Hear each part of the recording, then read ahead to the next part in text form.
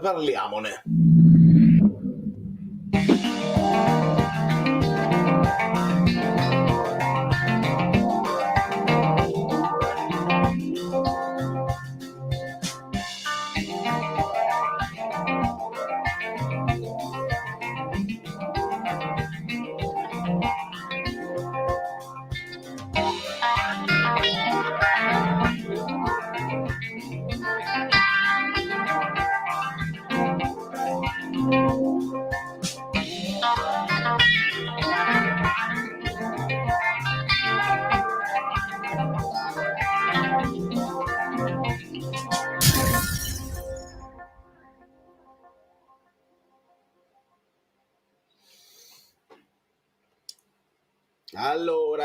Allora, eccoci qua.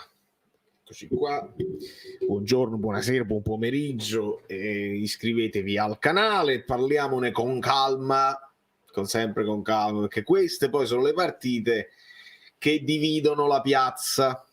Lo so, perché vi conosco e so benissimo che ci sarà quello dice che va tutto bene, abbiamo vinto, che ce ne fottono, non ha importanza niente, e quelli che diranno non esiste proprio. Questi poi sono brutti segnali per il futuro, perché poi dobbiamo parlare per il futuro.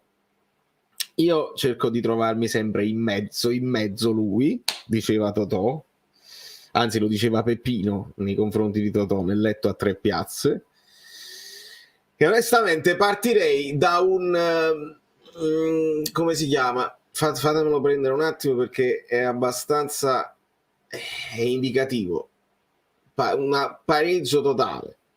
Ci sono scudetti dappertutto, perché è importante ricordarsi che abbiamo vinto lo scudetto, ed è importante ricordare che tutte le squadre che poi hanno vinto in anticipo, vedi il Barcellona, perché poi nel resto dell'Europa è successo la qualunque, con squadre che hanno rischiato alla fine, con squadre che l'hanno perso all'ultimo secondo, insomma un po' di cose. È naturale, mi ha dato la sensazione di uno sviluppo naturale delle cose, il concetto del quando le affronti certe squadre, e quanta forza hai di motivazione di andare oltre i tuoi limiti, eccetera eccetera. Ci sono dei limiti che secondo me vanno al di là delle motivazioni, proprio dei limiti, la partita storta, la partita o una questione di qualità, e mi riferisco ai terzini perché per me dimostrano dei limiti importanti, dei limiti su cui riflettere onestamente.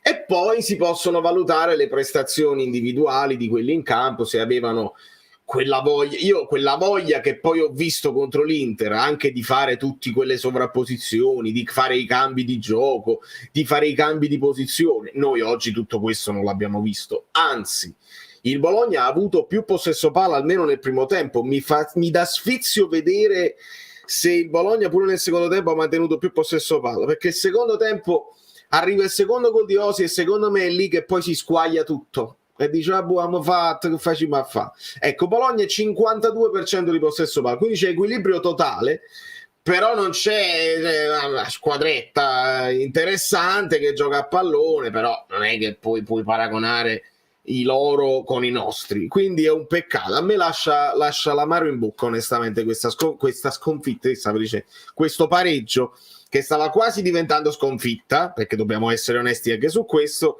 su quel contropiede finale dove c'era il fuorigioco, meno male. Ma andiamo a leggervi tutti. Domenico, un abbraccio a tutta la community. Vedo Angioletto, dispiace sicuramente per il mancato record, però magari mantenerlo potrà servire a mantenere bene presente quanto fu anomala quella stagione. Questa è una lettura che sto leggendo in giro, cioè nel senso lasciare quel record a quella squadra. Questo poi ci sono più chiavi di lettura di questa cosa qua, perché se vogliamo poi insultare o comunque non trattare bene quei giocatori che ci sono stati, perché poi se ne sta parlando, no? La narrativa che quello era un gruppo oramai marcio, eccetera eccetera, poi non puoi farlo, non puoi denigrarli se poi quelli avevano fatto qualcosa di straordinario anche loro. E quindi sotto questo punto di vista sì. Sotto un altro punto di vista io penso sempre che quando hai raggiunto un obiettivo qua entra in gioco il discorso dell'allenatore. Ci può essere anche qualcuno che, se deve fare anche l'anno prossimo, vuole lasciare al massimo possibile, in modo tale che il proprio record, perché si parlerà sempre dei 91 punti di Sarri, si parlerà sempre dei 91 punti di Sarri, si parlerà dei 90 punti di Spalletti se vinciamo con la Samp, e quindi lasciare al massimo possibile in modo tale che il tuo predecessore non ti può superare. Questo se lo Spalletti molla, ma se lo Spalletti non molla, perché adesso lui ha detto che sotto al tatuaggio vuole continuare a scavare per vedere cosa ci trova, e lì onestamente apro un'altra parentesi, ci sono ancora altre 2 chiavi di letture, perché non esagerare anche tu Spalletti, perché poi finisci per illudere la piazza e ci rimaniamo male 2 volte. Ecco perché io continuo con la mia linea. È una frase strana, però continuiamo con la linea che comunque finisce qua. E secondo me Spalletti, con la formazione mandata in campo, voleva vincerla, che già sto sentendo Spalletti non l'ha voluta vincere. Non lo so, hai messo tutta la formazione, tutto il centrocampo titolare, hai messo tutti i difensori che avevi a disposizione, non hai fatto giocare Osti, che poi dopo sono cambiati durante la partita, ma non è quello.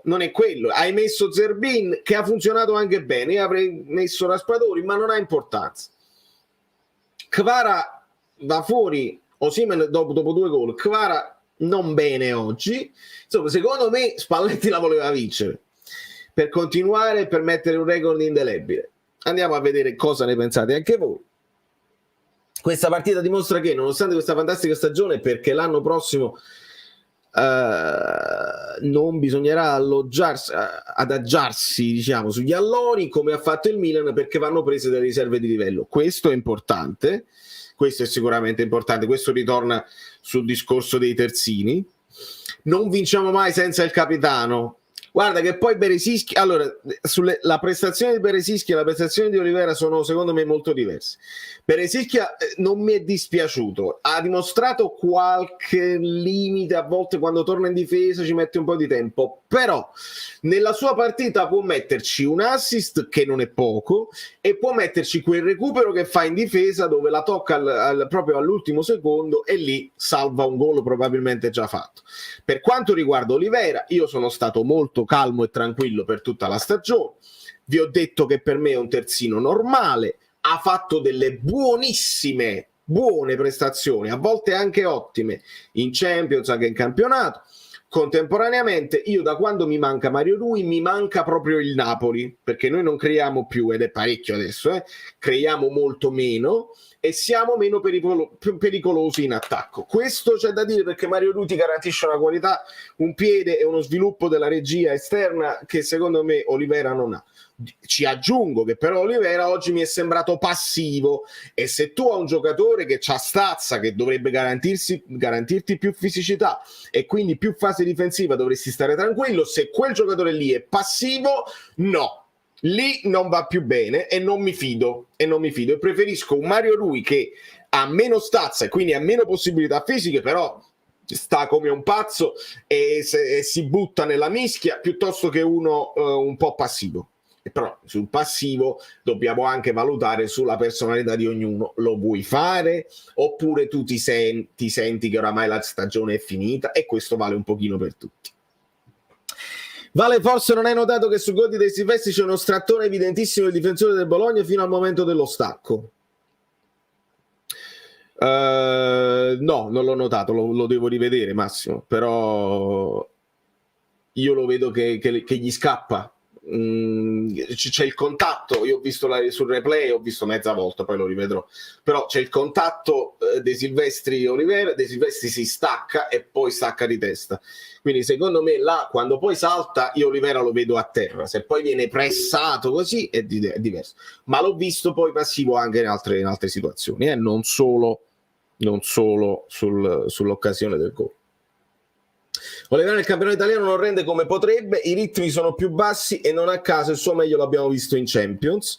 Tu ne fai una questione di ritmo, cioè è come se si addormentasse un pochino, non va lui sopra ritmo di natura, e quindi se viene poi istigato, se viene stimolato, ecco, da un ritmo più alto forse sta più concentrata, e questo può essere.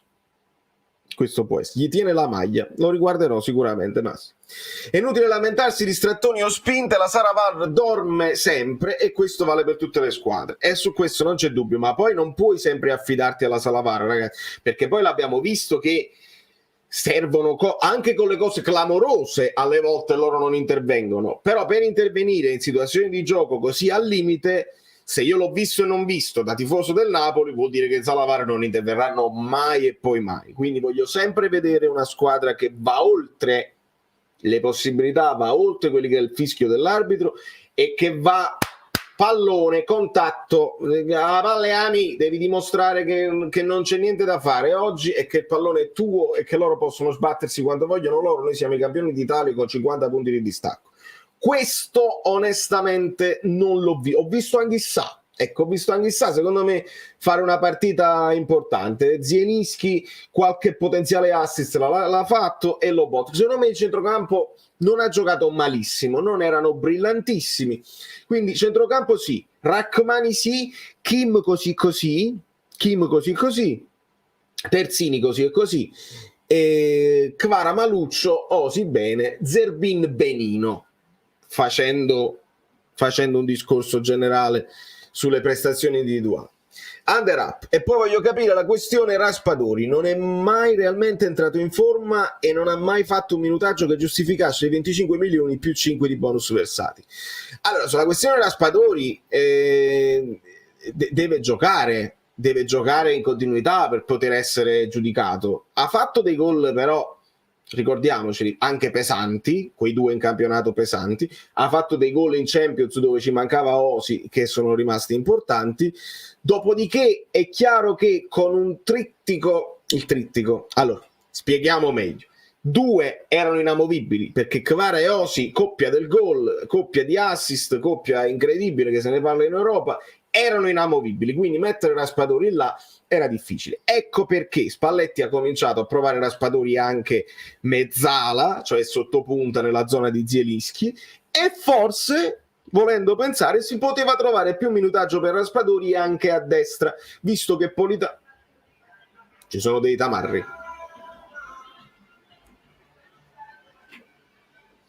Visto che Politano e Lozano non hanno convinto onestamente a turno, e quindi lì si poteva utilizzare di più. Nel frattempo si era ritagliato un pochino di spazio anche Elmas, che invece ha fatto molto bene, quindi non c'è stato proprio lo spazio. Raspadori si compra perché si compra per il futuro, non li vedi adesso i 30 milioni del valore sicuramente.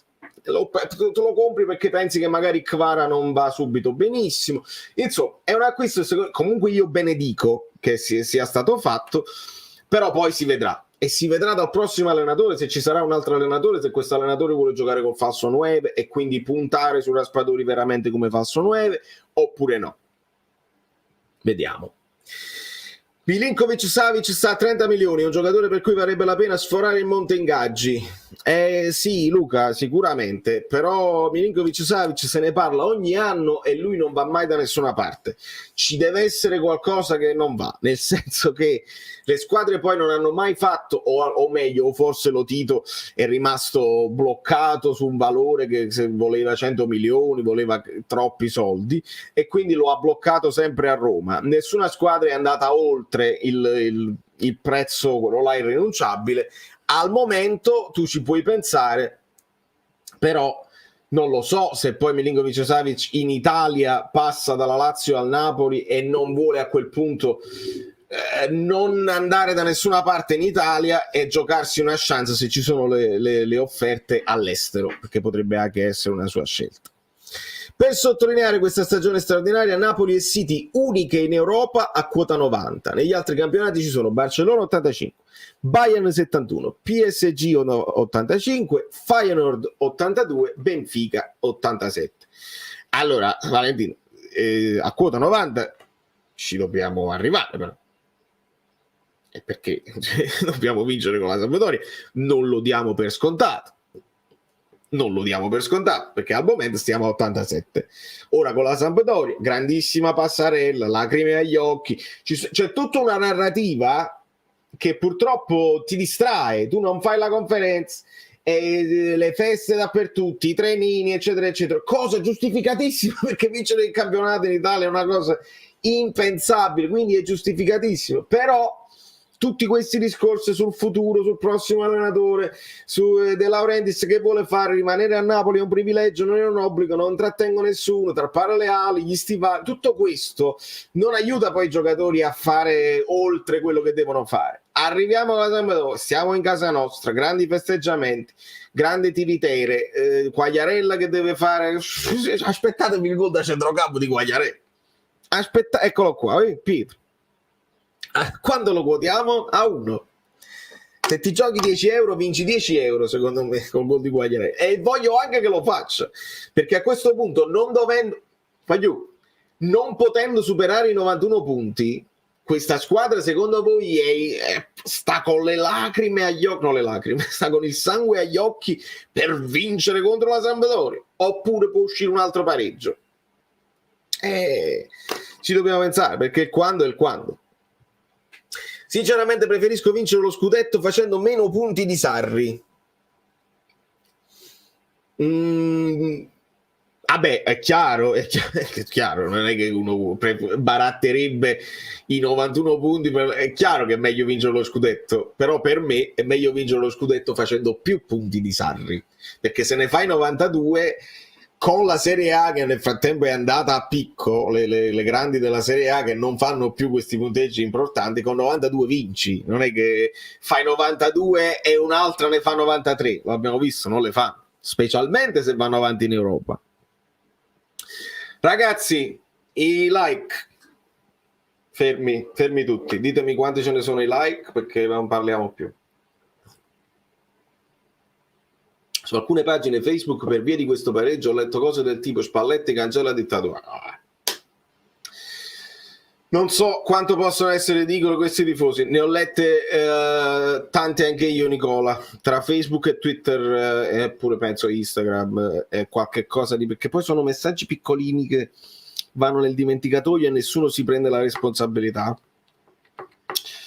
Purtroppo questo ti fa capire anche perché poi arriva a una decisione Spalletti. Spalletti sta qua da 2 anni, Spalletti ha imparato a conoscerci dentro e fuori, lui ci ha tenuto a far capire che non è contro i tifosi che lui prende questa decisione di non continuare, è probabilmente una decisione che parte da lontano, possono essere una serie di riflessioni anche sulla sua vita e sulla sua carriera, chiudere la carriera come allenatore in Italia e con una vittoria non è poco, andare a ritrovare la famiglia, perché senza la famiglia non si sta bene, magari è stanco, io ho questo tarlo, nessuno l'ha detto, il tarlo della nazionale ce l'ho solo io, e dopo che ti fai il tatuaggio del Napoli la vedo difficile andare ad allenare un'altra squadra italiana, quindi è una cosa indelebile che lui ha pensato di fare. Contemporaneamente questo avviene per un pareggio alla penultima, che non c'era solamente il record in ballo, ma abbiamo vinto lo scudetto, campioni d'Italia, e arrivano queste frasi qua. Immagina cosa succede l'anno scorso se arrivi secondo o terzo. Fallimento, non è buono, ha avuto solo mazzo. Quindi io, se Spalletti non vuole continuare, io lo capisco. Anche perché, ragazzi, questi sono i tifosi. Ma contemporaneamente i tifosi da chi vengono aizzati? Vengono aizzati da una certa stampa. Da una certa stampa che mamma mia, se Spalletti decidesse di rimanere, la stampa già sta parlando, sta dicendo noi gliela faremo pagare se hanno fatto questa manfrina. Però il problema qual è? È che la manfrina diventa divertente nel momento in cui la stampa comincia a parlare di telefonate. De Laurentiis ha telefonato a Luis Enrique, si è sentito con Gasperini, ha mandato una mail a Thiago Motta e ha fatto un messaggino a Italiano. Ma o voi tenete le cimici nelle cose di De Laurentiis e quindi spiate e parlate di una cosa, o ve la inventate, seconda possibilità, completamente inventata di sana pianta, e lì Spalletti rinnova e dice allora queste invenzioni da dove sono uscite. Terza ipotesi, è stesso il Napoli Società che tramite talpe o finte talpe fa filtrare delle notizie per vedere se i giornalisti abboccano, e dopo che i giornalisti abboccano e scrivono qual è poi l'umore dei tifosi. Questa cosa la dovete tenere presente, perché ce l'ha detta Spalletti e ce l'ha detta anche Gattuso. Attenzione, questa è una cosa che dovete tenere presente, perché così si fa il mestiere a Napoli. Attenzione. Allora, ci hanno mangiato i bolognesi oggi, non ho potuto vedere l'inizio, stavo finendo di mettere la lavastoviglie, non ho visto omaggi, ma chiedo a voi perché purtroppo con Paramount Plus parto direttamente dalla partita, non c'è un pre-partita importante. Veramente anche quando facemmo quei 91 punti il campionato era scarso, purtroppo la Juve era molto forte e ne fece di più, oltre a essere molto forte era anche molto spinta, a parte la vicenda Orsato, quindi non facciamo drammi. Sarri è andato via consapevole di non potersi ripetere, perché non dovrebbe fare lo stesso Spalletti? Ma è possibile, è probabile. Contemporaneamente vedi che quando le cose poi vanno bene ti puoi ripetere, o meglio, forse Sarri non poteva ripetersi, ma un altro può farlo. Ecco perché noi dobbiamo avere la speranza che quanto fatto quest'anno, seppure Spalletti dovesse andare via, un domani si possa anche rifare o addirittura fare meglio. Lo so, è difficilissimo, lo so. Un'altra stagione dove l'Inter perde 12 partite, è difficile immaginarlo. Però la speranza dei tifosi deve essere quella e non ce la può togliere nessuno. Se fosse tutto un bluff sarebbe divertente e io ridarei di gusto. E sicuramente nei confronti della stampa, sicuramente che stanno scrivendo la qualunque. Contemporaneamente io dico che mi piacerebbe tantissimo continuare con Spalletti per dare una continuità tecnica, specialmente perché non ho certezze dalle altre parti, dalle altre squadre. Dobbiamo capire che fine farà la Juve, dobbiamo capire se il Milan riparte da un nuovo tecnico, non si capisce la situazione di Mourinho. Sarri, Lazio sì, Inzaghi, Inter sì, però te la puoi giocare, puoi rimanere lì tranquillamente tra le prime 4 e giocarti ancora una volta una stagione importante. Infatti Valerio, secondo me fa bene a lasciare da campione, proprio per il tuo discorso, sa che avrà tutto contro. E Lady basta con Sarri, ma io sono d'accordo, Lady, è storia vecchia, è storia vecchia.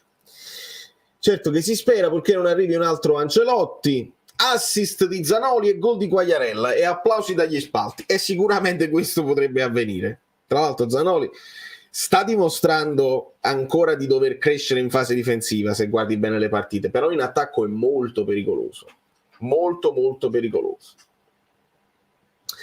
Allora, i giornalisti napoletani, e se non rinnova Spalletti, devono chiedere scusa a tutta l'Italia e licenziarsi, e non lo fanno, Carlo, perché lo sapete come funziona.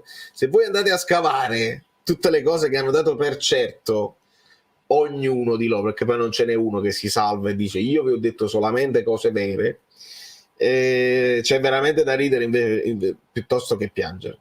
C'è da ridere piuttosto che piangere. Sarò pazzo io, ma io ce lo vedo a DL Spalletti che il 4 giugno a festa finita tirano fuori un tavolino, 2 sedie, una penna, un contratto, con tanto di alla fine vi abbiamo depistato. E lo so, Gigione, allora io lo avevo escluso al 100% fino ad oggi, prima della partita. Scendo al 99%, cioè al 99% per me Spalletti comunque se ne va. Lascio l'1% semplicemente per le frasi che ha detto, quando ha detto io se continuo a scavare ci trovo qualche altra cosa.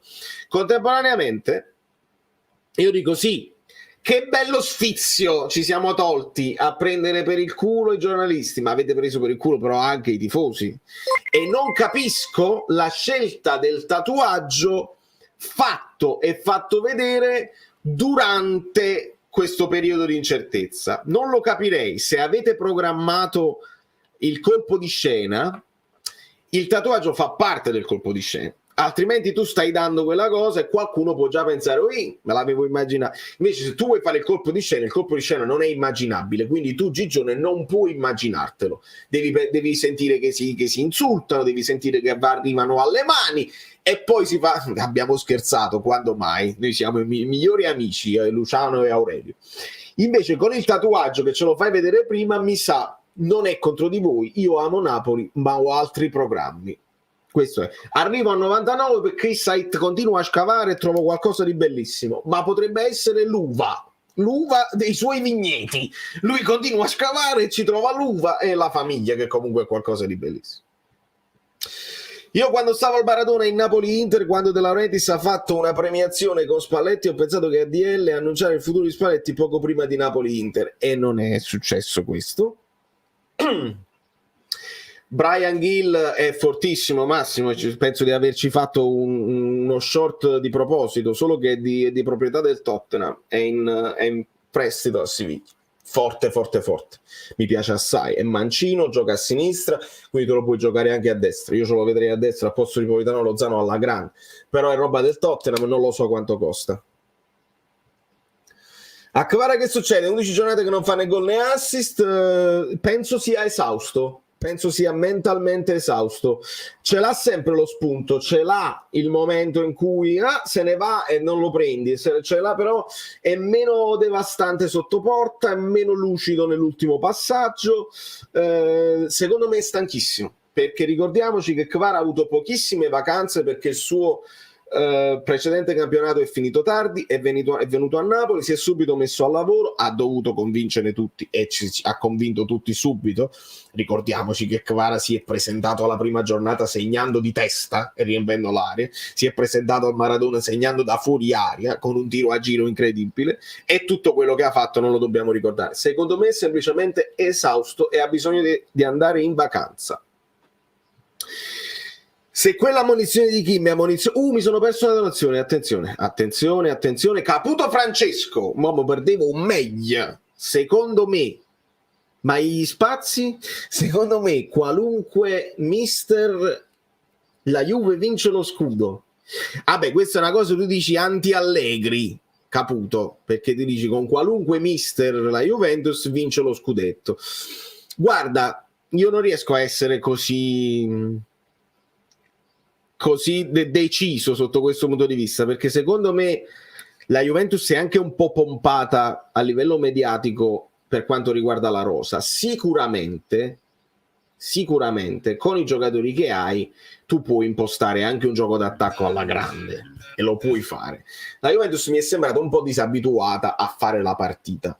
Se vuoi vincere, benvenuto Francesco Simone, se vuoi vincere secondo me devi fare un gioco d'attacco. Il gioco sparagnino ti fa vincere se proprio la difesa è impenetrabile e qualcuno poi davanti è implacabile in area di rigore.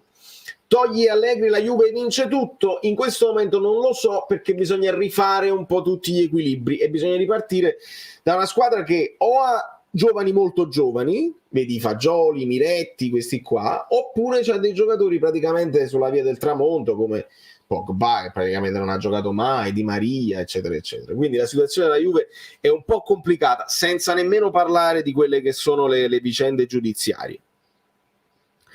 Allora andiamo, Lazio Cremonese 1-0, segna subito Jussai, niente di meno. Gesù, se ne cadono i fantacalci. I fantacalci. Goal awarded, Jussai, assist di Ciro Immobile per il mio fantacalcio, ma ovviamente ho straperso sicuramente, perché Osimhen ha fatto doppietta contro di me e non c'era dubbio. Comunque la rosa è tutt'altro che completa, anche se rimanessero tutti difficili, servono rinforzi soprattutto a centrocampo e sulla fascia destra e un difensore mancino. E siamo d'accordo, se ne dovrà parlare della rosa, perché la rosa più forte dell'Euro della Juventus, sì, però alla fine noi abbiamo vinto quando Spalletti ha puntato su degli 11 titolarissimi, e dobbiamo dirlo, si è reso conto che questi 11 ti davano delle garanzie e che gli altri, se li cambi, la manovra diventa un pochino più macchinosa. Ce ne siamo resi conto. Se ne cambi uno ogni tanto va bene, però se poi devi fare dei turnover ampi come ha fatto il Milan male e come ha fatto l'Inter un po' meglio, perché poi l'Inter arriva al momento adesso della stagione in grande forma, se vuoi fare questo altro salto, che non devi puntare solo su 11 ma puoi puntare su una squadra un po' più ampia di 16-17, servono dei giocatori più forti, non c'è dubbio. Allora andiamo a leggere altri messaggi. I like, ragazzi, speriamo di no. Francesco ha già vinto per 9 anni consecutivi, basta. Eccolo qua, Caputo Francesco che insiste. Volevo scrivere Napoli senza Spalletti, qualunque mister alla Juve. Era più chiaro il messaggio di prima, Caputo. Napoli senza Spalletti, qualunque mister alla Juve. Cioè è una previsione tua, cioè che Spalletti sicuramente se ne va e che anche Allegri praticamente se ne va sicuramente.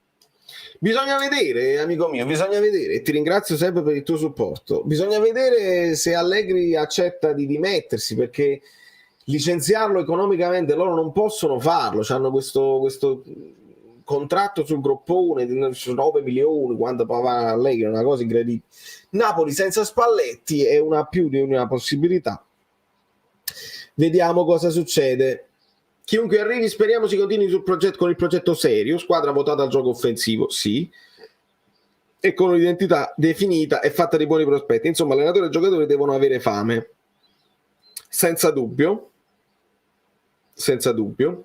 Fra i vari argomenti, l'arbitraggio delle ultime partite veramente mi ha lasciato abbastanza interdetta. È proprio vero che se fossimo arrivati punto a punto sarebbe stata un'altra storia. Sì, Valentina, e io sono d'accordo, e questo discorso ce l'abbiamo ben chiaro un pochino tutti.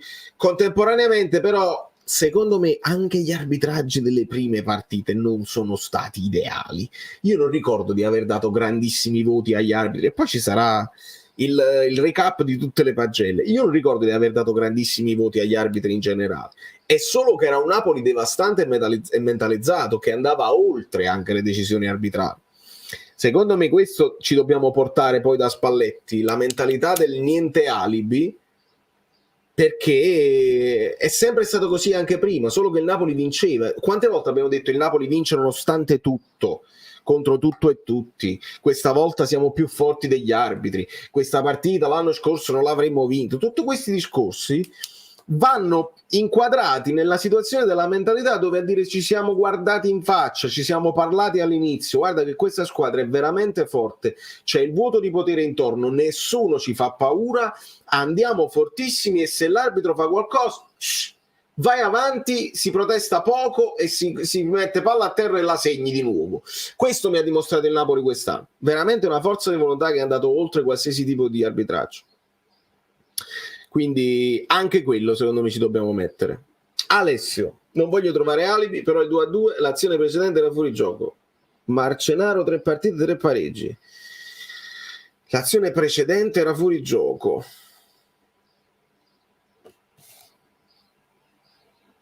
Cioè quello che poi porta alla deviazione di Beresischi in calcio d'angolo, se non sbaglio. Potrebbe essere, poi non lo so, Alessio, va rivista. Va rivista. Uno dei migliori arbitraggi è stato Rangers-Napoli, ci ricorda Nicola.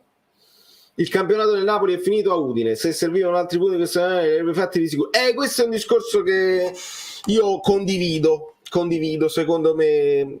Certo, ne abbiamo dimostrato, Luigi, ci dobbiamo ricordare che abbiamo dimostrato delle difficoltà anche prima di Udine. Poi dopo alcune partite, sai, con l'Inter c'avevi quello stimolo di dire dobbiamo battere anche l'Inter, perché è l'unica squadra che non abbiamo battuto, la squadra che è finalista di Champions, dimostrare che la vuoi battere. Ti vengono meno le cose, non riesci a dare oltre, perché sono stanchi, perché sono un po' appagati, e secondo me, io ce l'aggiungo questa cosa, non sanno se questa poi è la guida tecnica l'anno prossimo, non lo sanno ancora, o meglio, io voglio sperare che lo sappiano loro e che non lo possano dire. Non lo so cosa devo sperare, perché se Spalletti dice ai ragazzi, dice a Di Lorenzo, dice io non continuo l'anno prossimo, Di Lorenzo fa il suo dovere per ringraziare il mister contro l'Inter, ma gli altri hanno voglia di dimostrare al mister che che il mister può puntare su di loro l'anno prossimo, e l'anno prossimo le gerarchie le cambiamo, oppure siamo un po' già in vacanza? Questo è il problema, poi quando non sai già il futuro come è inquadrato. Penso di sì. Ma se ne va, poi non se ne va Spalletti, ma che se ne fotte? Vabbè, questo è un messaggio dozzinale di Ferdinando. A te non te ne fotte, a me me ne fotte, ti voglio sapere qual è la guida della nostra squadra. Tu sei tutto a posto, non ce ne fotte niente, dice c'è che alleno io, allena Kvara, Domenichini, non fa niente. Raffaele, basterebbe vedere il comportamento della panchina, mai protestato una volta, dal mister ai magazzinieri comportamento esemplare. Sì, il non fare alibi, sicuramente, il non trovare alibi. Poi non lo so se paga, perché magari tu protesti e visto che tu non hai un peso nei vari palazzi, con te se la prendono e ti danno addosso, vedi come è successo nell'epoca di Ancelotti. però se non protesti sei pure fesso che accetti tutto mentre gli altri accerchiano e cercano di influenzare l'arbitro. Non lo so. Allora, prima del calcio d'angolo c'era un fuorigioco, ma il VAR a quel punto non poteva più intervenire. Ok, allora vabbè, doveva intervenire subito. Arbitraggi scandalosi anche inizio campionato in Champions, tipo il ritorno. Io faccio l'arbitro, quando arbitri con una panchina così corretta diventa tutto più facile da sottolineare, vedi? È importante perché ti danno meno pressione. Poi gli arbitri dovrebbero anche, secondo me, non dico avere un occhio di riguardo, ma se una squadra ti rende il lavoro un po' più semplice, no? Nel dubbio, quando tu hai un dubbio, non l'occhio di riguardo che ti devo dare dei falli così, ma nel dubbio, vuoi dare un occhio di riguardo a quelli che non ti danno un problema? Io a questo ci aggiungo, Raffaele, tu non so, essendo arbitro, per me il lavoro dell'arbitro, noi siamo sempre addosso all'arbitro a giudicare così. Quando i giocatori simulano una continuazione, è con quelli che te la devi prendere, è con quelli che devi cacciare i cartellini e dire non ti permettere di metterti le mani in faccia perché ho visto che non ti ha toccato proprio e ci sono 4K, telecamere a rallentatore dappertutto, non vengono toccati. E sto vedendo anche un po' i giocatori del Napoli mettersi mani in faccia un po' troppo facilmente. Se non venite toccati, non esagerate, perché lo abbiamo visto ed è un esempio bellissimo. Il fallo a gamba tesa su Mancini della Roma, che credo fosse il Feyenoord, non mi ricordo la partita, a gamba tesa su Mancini non si muove proprio, resta in piedi e fa un sorriso. Io odio Mancini, ma è stato perfetto. Dici, vieni, sempre a sfidare, a provocare. Gli entra proprio nella gamba, la gamba si piega, ma Mancini non si muove. Quello viene espulso lo stesso, perché con il VAR le azioni pericolose vieni espulso lo stesso, non c'è bisogno che tu perda l'utilizzo degli arti. Questa secondo me è una cosa fondamentale. Gazzella bella, se gli rendiamo il lavoro semplice nonostante questo gli altri fanno cose schifo, vedi? È quello che dicevo io. Niente, non c'è salvezza con gli altri. Sembra assurdo dirlo dopo uno scudetto, ma la gestione della rosa di Spalletti a me non ha entusiasmato. Arrivati a fine anno con gente che doveva essere utile e disabituata a giocare. Questo ovviamente, Fabio, resterà sempre il dubbio che ci portiamo avanti. Perché? Perché sappiamo, se Spalletti ce lo ha detto per giustificare il proprio lavoro. Spalletti ha detto: io se avessi fatto più rotazioni probabilmente non avremmo avuto tutto questo vantaggio che ci fa stare tranquilli. Spalletti lo ha detto in conferenza, testuali parole: voi mi dite che dovevo fare più cambi così, e se avessi fatto i cambi e poi perdevo più partite? Spalletti ce l'ha detto, quindi non lo possiamo sapere. Ad oggi noi diamo ragione a Spalletti perché Spalletti ha vinto, quindi se si vince in questo modo per ora diamo ragione a Spalletti. Poi non lo possiamo sapere se facendo qualche cambio in più avresti vinto lo stesso. Guardate il Milan che facendo parecchio turnover poi esce da tutte le parti, è uscito da tutte le parti e adesso entrerà in Champions, ma perché la Roma non è stata all'altezza, perché l'Atalanta non è stata all'altezza e perché la Juve viene penalizzata. Attenzione, quindi non lo so ancora, non riesco a darlo come assoluto, come opinione assoluta. Certo, quello che abbiamo detto a Spalletti durante l'anno, a partita ottenuta, cioè quando stai in vantaggio 2-0, a volte anche sul 3-0, lì falli scattare 5 cambi proprio veloci in modo tale che fai abituare anche altri alla gara, anche se stando in vantaggio si abituano, però prendono fiducia e fai riposare un pochino qualcuno. Questo glielo abbiamo detto a Spalletti e se lo deve tenere. Contemporaneamente Spalletti ha vinto a Napoli, quindi io gli riesco a dire poco.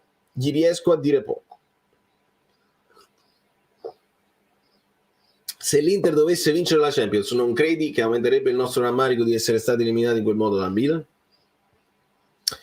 Sì, sicuramente, però Aniel, tutte le partite sono diverse. Se l'Inter vince la Champions, la vince difendendosi e facendo il contropiede. Il Napoli non è in grado di fare difesa e contropiede. Quindi se la finale fosse stata Manchester City-Napoli, sarebbe stata una partita a viso aperto a chi tiene di più il pallone e uno schiaffo tira l'altro. Quindi non si può dire passavamo col Milan, passavamo con l'Inter e poi andavamo a fare la partita dell'Inter contro il Manchester. Alle volte il triplete l'Inter l'ha vinta difendendosi, non è roba nostra. Noi sulla Champions dobbiamo fare un discorso molto semplice: eravamo novellini e novellini siamo usciti, perché da novellini noi non eravamo mai arrivati ai quarti e usciamo da novellini perché ci è mancata quell'esperienza di fare un fallo al momento giusto. Quando fai il fallo poi vieni ammonito rispetto a quando dovrebbe essere fallo al contrario. Novellini in una competizione che a cui non siamo veramente abituati quando poi si va nelle fasi più avanti. Il Napoli deve fare esperienza. Io spero con tutte le mie forze che il Napoli diventi una forza costante della Champions League, che possa superare i gironi sempre, e quindi una volta vai ai quarti, una volta vai in semifinale e una volta esci agli ottavi, però una volta vinci e arrivi in finale. Devi fare tutto un percorso, perché devi essere credibile. Attenzione, importante, devi essere credibile agli occhi dei vertici, altrimenti loro preferiscono avere delle figure un pochino più importanti da mandare avanti. I novellini bellini, esattamente. Vorrei la classifica del girone di ritorno senza l'andata. Credo che nonostante il calo il Napoli sia comunque in testa. Mi pare di aver visto la classifica del ritorno, c'era un Sassuolo pericolosamente in avanti. Comunque sì, la possiamo recuperare, Salvatore. Sicuramente la possiamo recuperare, ma mi dovete dire quanti like stiamo, non me l'avete detto.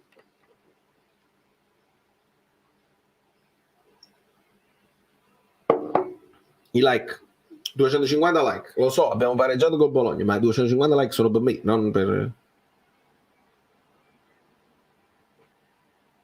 Che si fa? Sono d'accordo. Se Spalletti va via e viene Luis Enrique in cambio di azione non si ha, probabilmente sì, però tu all'allenatore, che deve avere uno spessore internazionale, che quando parla con l'arbitro deve essere credibile, ci devi aggiungere tutto uno staff e tutta una società dietro. Il Napoli quando si fanno i sorteggi deve mandare a qualcuno, non può mandare a Lombardo una volta ogni tanto. Ci dobbiamo capire su questo, perché sì, non serve Nedved, non serve Zanetti per vincere lo scudetto. Ok, abbiamo vinto in Italia, benissimo. In ambito internazionale io resto convinto che servono anche quelli. Se poi il Napoli vince e in dirigenza mandano Valentina De Laurentiis con Edo e Luigi, e li mandano loro così e vincono e si fanno rispettare, tanto di cappello alla presidenza e alla famiglia De Laurentiis, io mi taglio tutti i capelli. Il Napoli ha vinto la Champions League. Resto dubbioso in certi ambiti internazionali. 125 like non ci siamo. 200, almeno 200.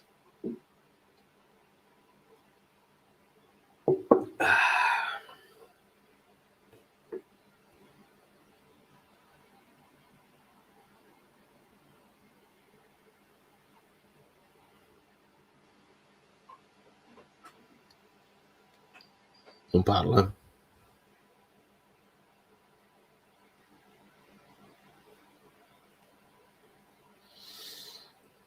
Allora, non lo so se questo è aggiornato. 28 maggio, vediamo un pochino. Accetta e chiudi.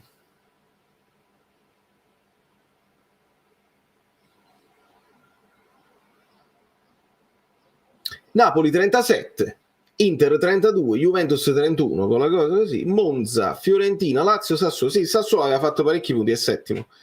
Ma Napoli 37, anche... sì, è stato... non hanno tenuto il passo nemmeno per sbaglio, ma non c'è tutto. Francesco Fucci, il 90% dei falli non fa male, è solo scena. Hai ragione, Francesco, ma hai ragione, ma si vede, sai quando si vede? Quando si rotolano, fanno la smorfia, alluccano, si rotolano, poi l'arbitro fa così. Quando l'arbitro fa così, che indica continua, regola del vantaggio, la palla ce l'hai ancora tu, in piedi subito e vanno ad occupare l'aria e stanno benissimo. Così. E alle volte fanno pure finta anche quando hanno loro il pallone, perché sono i rotolatori professionisti. Non c'è proprio dubbio. E ti ringrazio, Francesco, e ringrazio anche Adamo Fucci. Ma siete parenti? No, e dovete farmi sapere se vi conoscete. Dai, fatemi sapere. Dai. Napoli-Verona. E là lo sai Massimo, perché quelle sono tutti esempi, insomma, che il calcio poi è così. Poi la mano sul fuoco mettetecela voi, Io ci sono delle cose che ritengo facciano parte del calcio. Io, per come ho visto la partita, Napoli-Verona, era un Napoli esausto che non ce l'ha fatta, tranquillamente. Il Verona non ci deve spiegare l'Empoli. Il Verona non ci deve spiegare l'Empoli al 97esimo, che non riescono a difendere e fanno l'autogol. Il Bologna poi ci deve spiegare il Napoli, perché Skorupski gli passa il pallone a Osimhen, vai a segnare, e poi dopo però fa tutte le parate che deve fare, e allora è da ufficio inchiesta, oppure dopo pari, che era più facile prendere gol su quel colpo di testa e nessuno ti avrebbe detto niente, piuttosto che regalargli il pallone. Le partite da ufficio inchiesta però esistono, e non sono Napoli-Verona, non sono Dortmund-Mainz, ma se guardate la Serie B, secondo me lì che ci sono meno riflettori, è un campionato un po' torbido, un po' offusco. Un po' offusco, dicevo, chi lo pensa lo diceva? Gennaro Dauri diceva offusco. Non ci conosciamo, io della provincia di Benevento. Grande, vi abbraccio tutti. Isai ha fatto 2 gol in campionato, uno per noi e uno per la Lazio oggi. Che storia quella di Isai. Ma sì, Gigione, chi ha visto poi come si sono sviluppate le cose, veramente cose strane, veramente cose strane. Caputo Francesco, ma veramente sei parente di Ciccio Caputo? Gesù. Forza Empoli, forza Sassuolo all'epoca. No, Caputo, allora tu mi devi far avere la maglietta di Ciccio Caputo. Io sono un estimatore di Ciccio Caputo, per me era lui il perfetto vice Mertens. Ciccio Caputo era il perfetto vice Mertens. Poi dopo, ovviamente, adesso c'ha la sua età, forse non ha più senso, abbiamo preso una Spadù. Mi devi far avere la maglietta autografata di Ciccio Caputo. Lo puoi fare, so che la puoi fare, mi fido di te. Ad azzurro fluido, con affetto, Ciccio. Sì. Unica partita in cui battuto, e lo so che poi si crea la cosa che non urlava, eccetera eccetera. Oggi pure ha urlato di meno Spalletti, l'avete notato? Stava lì un po' seduto, un po' in panchina, ma ha urlato di meno. La Serie B, la Serie C e la D non ne parliamo proprio, perché poi chi poi segue, io non tengo tempo, ma chi segue anche le altre categorie diventa difficile il racconto. Molto piacere, si conoscono. Bellini che siete. Ciao Valerio, ma sull'azione che ha portato dall'angolo di 2-2 non era il fuorigioco il calcio del Bologna? Si calmi, me lo stanno dicendo, io dal vivo non l'ho notata questa cosa, però voi evidentemente con le TV in italiano così la mia Paramount Plus non si è soffermata su questa cosa qua.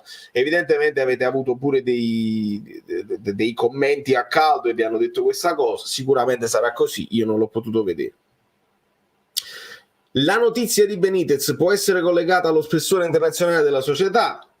Io lo spero tanto, ma questa notizia di Benitez esce, ve la ricordate, esce anche quando c'era da fare fuori Ancelotti, esce anche quando c'era da fare fuori Gattuso. Benitez e De Laurentiis probabilmente si sentono perché sono rimasti in buoni rapporti, ma io non ho nessuno, ho sentito dire dall'interpretabile, dall'interpellato, cioè da Benitez, che lui vuole fare il dirigente e non vuole fare più l'allenatore. Non lo so, mi sembra più una fantasia nostra, e non lo so se poi De Laurentiis lo vuole una figura così importante come suo braccio destro in società, che poi si prenda onori ed oneri.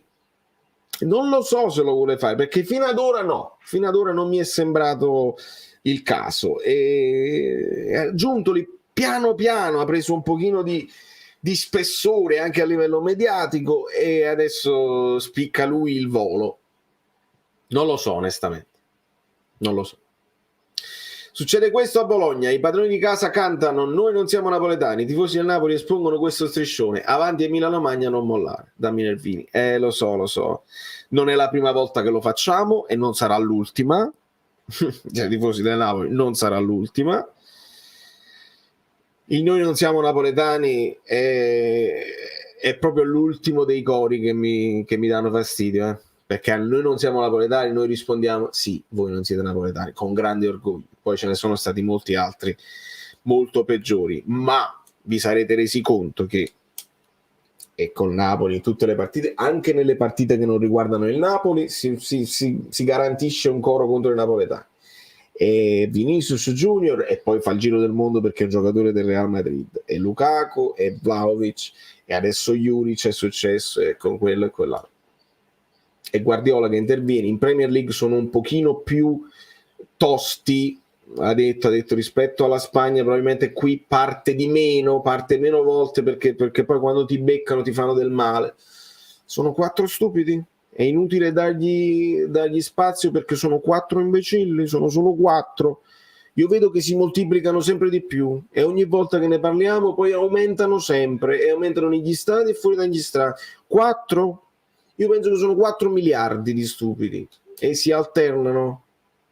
Purtroppo è così. E meno male, esatto, claro. Sotto questo punto di vista questo è l'unico coro che non mi fa male, perché glielo dico io a loro: voi non siete napoletani. Alessio, sì, io poi nel frattempo sto guardando, quindi in quel momento non ho visto il replay, quindi può essere che l'hanno fatto vedere, non l'ho visto io, però veramente mi è sembrata, ragazzi, al di là del fuorigioco, non fuorigioco, il fallo e non fallo, mi è sembrata una partita che si stava andando ad appoggiare e a sviluppare sul pareggio. Mi è sembrato proprio che andasse bene un po' a tutti. Posso qualche piccolo esempio di giocatori del Napoli single che non voleva perderla, però mi è sembrata che si stava adagiando così. Cosa ha fatto di male Ostigard per non giocare mai? Jesus da un po' di partite appena entra fa disastri e subiamo gol. Ludovico, attenzione, perché Jesus, sono d'accordo che le ultime partite che ha fatto ha convinto di meno. Oggi Juan Jesus ha messo il piede su quel tiro di Zirche che stava facendo gol solo lui e gol lì.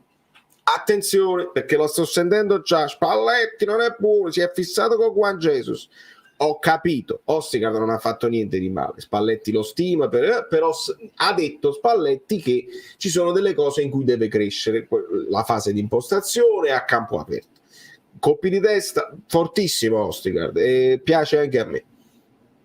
Gesù da un po' di partite, disastri, sono anche d'accordo, non oggi, perché oggi Juan Jesus ha tolto un gol dalla porta. Attenzione a non essere un po' troppo superficiali nella cosa. Guardate bene le partite e le prestazioni. Tore, nulla da dire, devo essere contento della partita, altrimenti non sono tifoso. Polemica. Fa niente, conta su portare te, io vado a suonare che è meglio. Tore, tu sei un amico vero, sei un amico che sa, alla distanza, che capisce. Sei anche bello tosto nelle tue polemiche e ti amiamo per questo. E lo so, è l'eterna lotta tra il tuttapposter e il papponiano, non c'è niente da fare. Noi cerchiamo di stare in mezzo con le nostre idee che poi ci portano a fare delle analisi, delle riflessioni, delle intuizioni. Piacciono o non piacciono, questo è essere tifoso del Napoli e avere delle opinioni. Il tifoso del Napoli a volte se le crea lui, a volte gli vengono un pochino imboccate, nel caso tuo te le crei tu e non c'è niente da dire. Jacopo, scusate il ritardo, vi abbraccio e vi porto nel cuore, sto ascoltando la live dal primo minuto, quindi non riesco a seguirvi. Quindi questo poi arriva dal futuro, dal passato. Ostigard ha fatto grandi partite in Champions, primo acquisto estivo, e arrivarono pesantissime critiche. Ma le critiche sono arrivate su Kim, figurati se non arrivavano su Ostigard. Guardatevi il gol di De Silvestri e la maglia di Oliveira. Sì, Antonio, ce lo stanno dicendo tutti quanti, questa maglia di Oliveira che era da annullare, vabbè, che volevamo fare?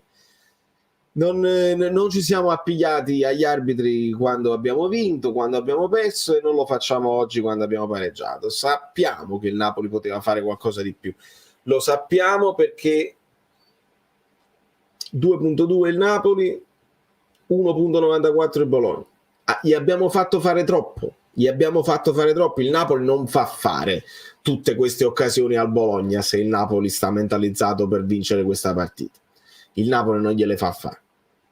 Sono convinto che se ci fossero stati punti a disposizione il Napoli questi punti non glieli faceva fare. È un'idea mia, lo scudetto però non si tocca. Dopo quelle parole di ADL che chiudevano il rinnovo di Kvara, il rendimento di Kvara è crollato, ma è soltanto un caso. Ah, tu dici quando dice non dovete rompere i cosiddetti, Kvara c'ha il contratto, così. No, io lo escludo perché Kvara è il più giovane della cucciolata e non lo vedo poi legato a un'idea di soldi. È troppo presto Kvara per andare poi a bussare. Anonymous, supporto Valerio, gli amici Bellini e il Napoli. Dai ragazzi, costruiamo questo DNA partenopeo. Anonymous, io ti ringrazio. Claudia in Anonymous. Claudia, grazie mille. Non credo, Salvatore, credo sia un caso. Io ritengo che sia semplicemente stanco. Ritengo che sia semplicemente stanchissimo. Anche perché se tu non sei contento del tuo contratto e pretendi di avere un aumento oppure vuoi avere delle offerte che arrivano dall'estero, tu giochi meglio e lo devi meritare l'aumento di contratto, quindi no, dico di no. Ma con Napoli si sono ammusciate pure i like, forza, sulla prossima maglia metterete dell'olio. Grande Francesco, i like sono un po'. E Zedat che benino, insomma, ha avuto un po' di occasioni, vabbè, io non ho capito nemmeno che ruolo è Zedat, quindi poi è stato messo a sinistra, è stato messo a destra, è stato messo terzino, è una specie di trequartista, è un giocatore che dovrebbe giocare col piede opposto dall'altra parte, non lo so, troppi pochi minuti. Io credo che con Benitez in Europa e nelle coppe si possono fare grandi cose. Benitez conquistò la semifinale di Europa League con Britos, Michu, Gargano e vinse 2 coppe in 2 anni, però chissà. Ma sicuramente, Pablo, noi abbiamo dei buoni ricordi di Benitez, sicuramente è l'uomo che ci ha cambiato il DNA, è l'uomo che ci ha insegnato dovete guardare la stagione, non dovete guardare solo il campionato, dovete guardare a tutto il percorso, comprese le coppe, il turnover. Ho capito, voi parlate del turnover, ma io devo gestire i calciatori in un certo modo. È una visione, una filosofia europea completamente diversa da quella a cui eravamo abituati. Poi il Napoli con Sarri torna un pochino indietro per quanto riguarda la gestione della stagione e della rosa, un po' più integralista sotto questo punto di vista Sarri, però poi facciamo bene in campionato. È quasi un trade union, non lo so se questa è la parola giusta, nel senso che coperta corta, più di tanto non puoi fare. Se fai molto bene in campionato, a quanto pare poi non riesci poi a gestire le forze nelle coppe. Siamo andati bene quest'anno, quindi io per questo Spalletti me lo terrei stretto, perché sì, ok, siamo usciti col Milan, capito, però vediamo come siamo usciti dal Milan. Gli posso imputare la Coppa Italia? Sicuramente. Spalletti era devastato dalla Coppa Italia, però abbiamo fatto molto bene in Champions League mentre facevamo molto bene in campionato. Quindi io tra Benitez, Spalletti, Sarri, Mazzarri, Ancelotti, Gattuso, io scelgo sempre Spalletti. Abbiate pazienza. Buon pomeriggio padre e figlio, un abbraccione a te. È un canale che dovreste seguire perché ci sono delle reaction molto belle. Grande Benitez giustamente criticato, ci raggiunge dopo Guido? Assolutamente sì. Angela, ho una domanda a proposito di Ostigar, secondo voi non potrebbe essere il sostituto di Kim nel caso dovesse andare via? Me la segno così dopo la giriamo anche a Guido. Domanda su Raspadori, tu come lo vedi nel 4, dove lo vedi nel 4-3-3? Io lo vedo più in un 4-2-3-1. Per la prossima stagione punteresti su di lui come titolare vista l'età e le potenzialità? Allora Lady, 4-3 io lo vedo bene come è entrato oggi, cioè al posto di Kvara, esterno sinistro.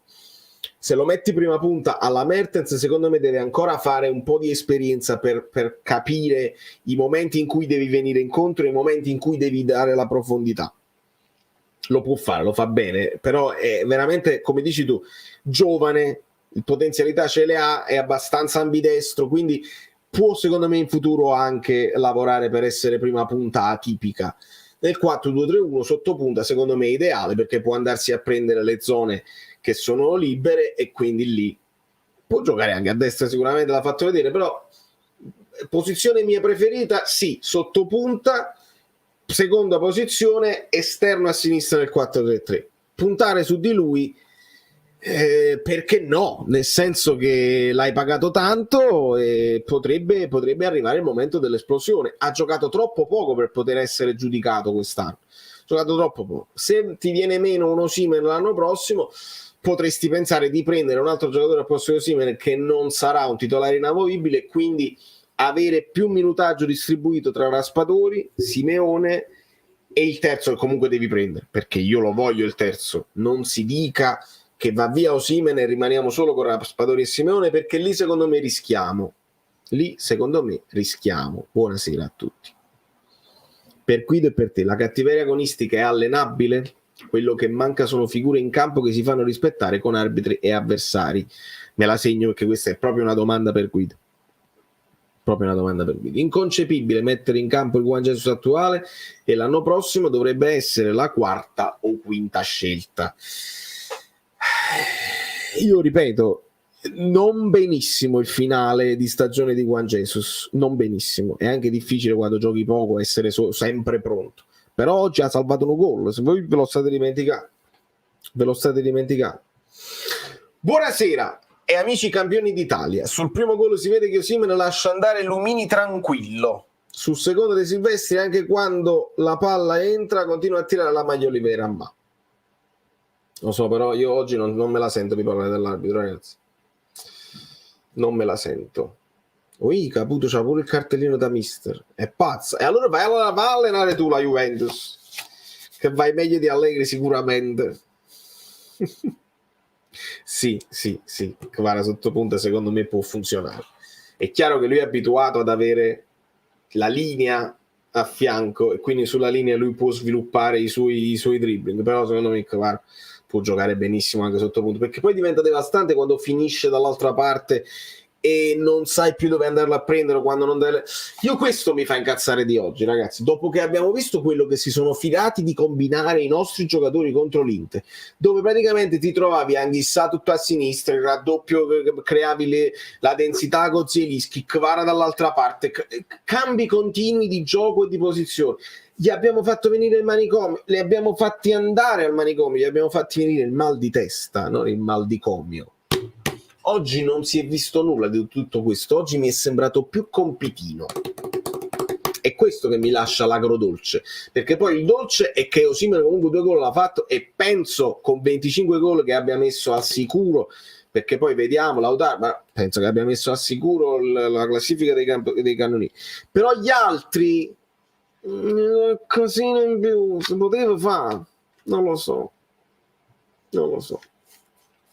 Io ho visto qualche fallo sulle partenze Bologna meglio, l'arbitro per me non ha fatto male in campo, non ho sentito nervosismo. Il fallo, vedi qua, si cita, brava Claudia, si cida suicida i like.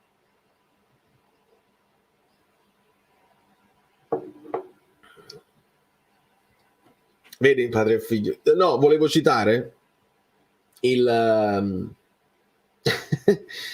fallo di Beresischi, che poi prende una gomitata in faccia che secondo me andava anche sanzionata, però lo spende il fallo, lui in quel momento sa che sta rischiando di prendere un giallo, ma almeno blocchi la ripartenza.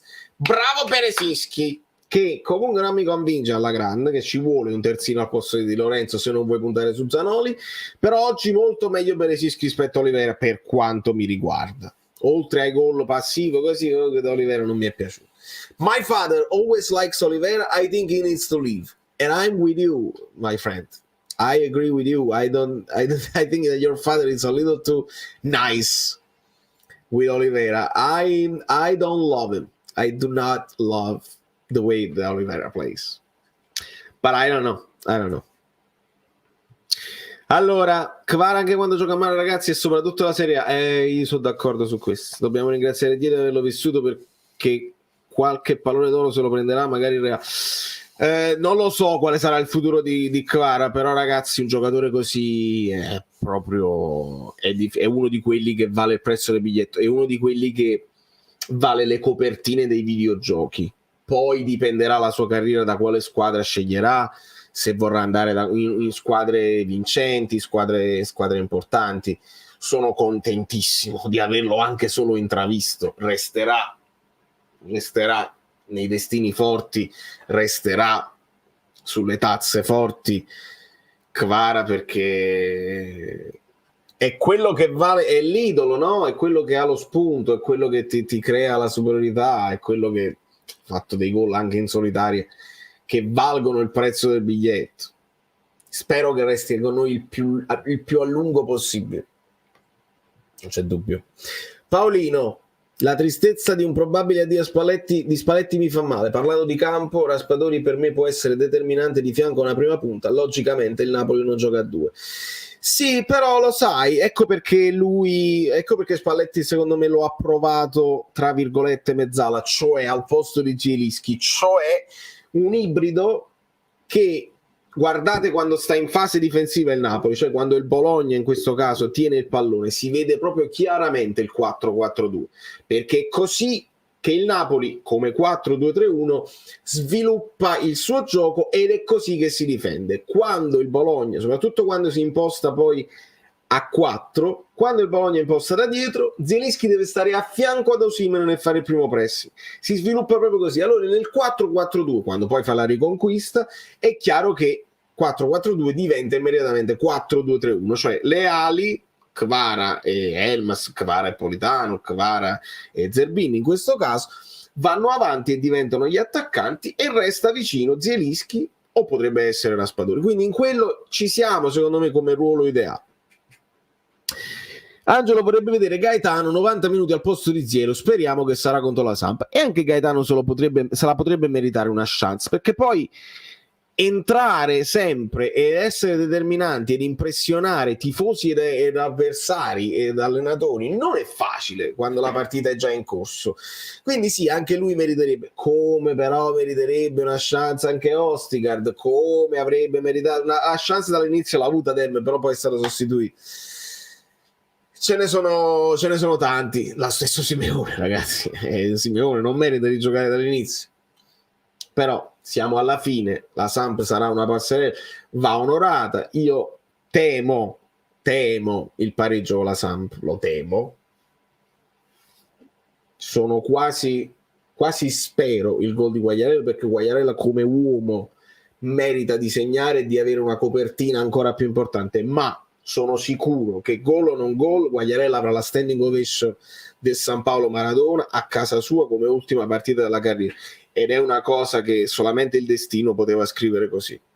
Quindi mi piacerebbe che fosse una partita, arrivare a 90 punti comunque, se non sono 91, 92, 93, almeno 90 è bene farli, secondo me, perché poi non voglio sentire ma perché sono mancate le altre. Devi dimostrare di essere stato come te solamente il Manchester City, le altre poca roba. Questo secondo me è importante. Simeone per me partirà titolare domenica, la classifica per Mosi e ormai è fatta, e secondo me ci può stare. Osimhen che non esulta dopo il gol con il cuore azzurro e la maglia può essere un indizio sulla futura partenza. Antonio, lui a un certo punto fa così, ma oramai lo fanno tutti, lo fanno quando se ne vogliono andare, quando vogliono rimanere. È un gesto che noi dobbiamo interpretare diversamente. Il baciare la maglia, il baciare lo stemma, il fare così sì, è un attaccamento del momento. Loro in quel momento danno tutto per loro stessi in primis, per gli allenatori e per i compagni e per i tifosi che li stanno esaltando. Osi, anche se ha delle velleità ed il desiderio lo ha espresso apertamente, quello di andare prima o poi in Premier League, che è il suo sogno da bambino, lo deve avere e lo può avere ed è legittimo averlo.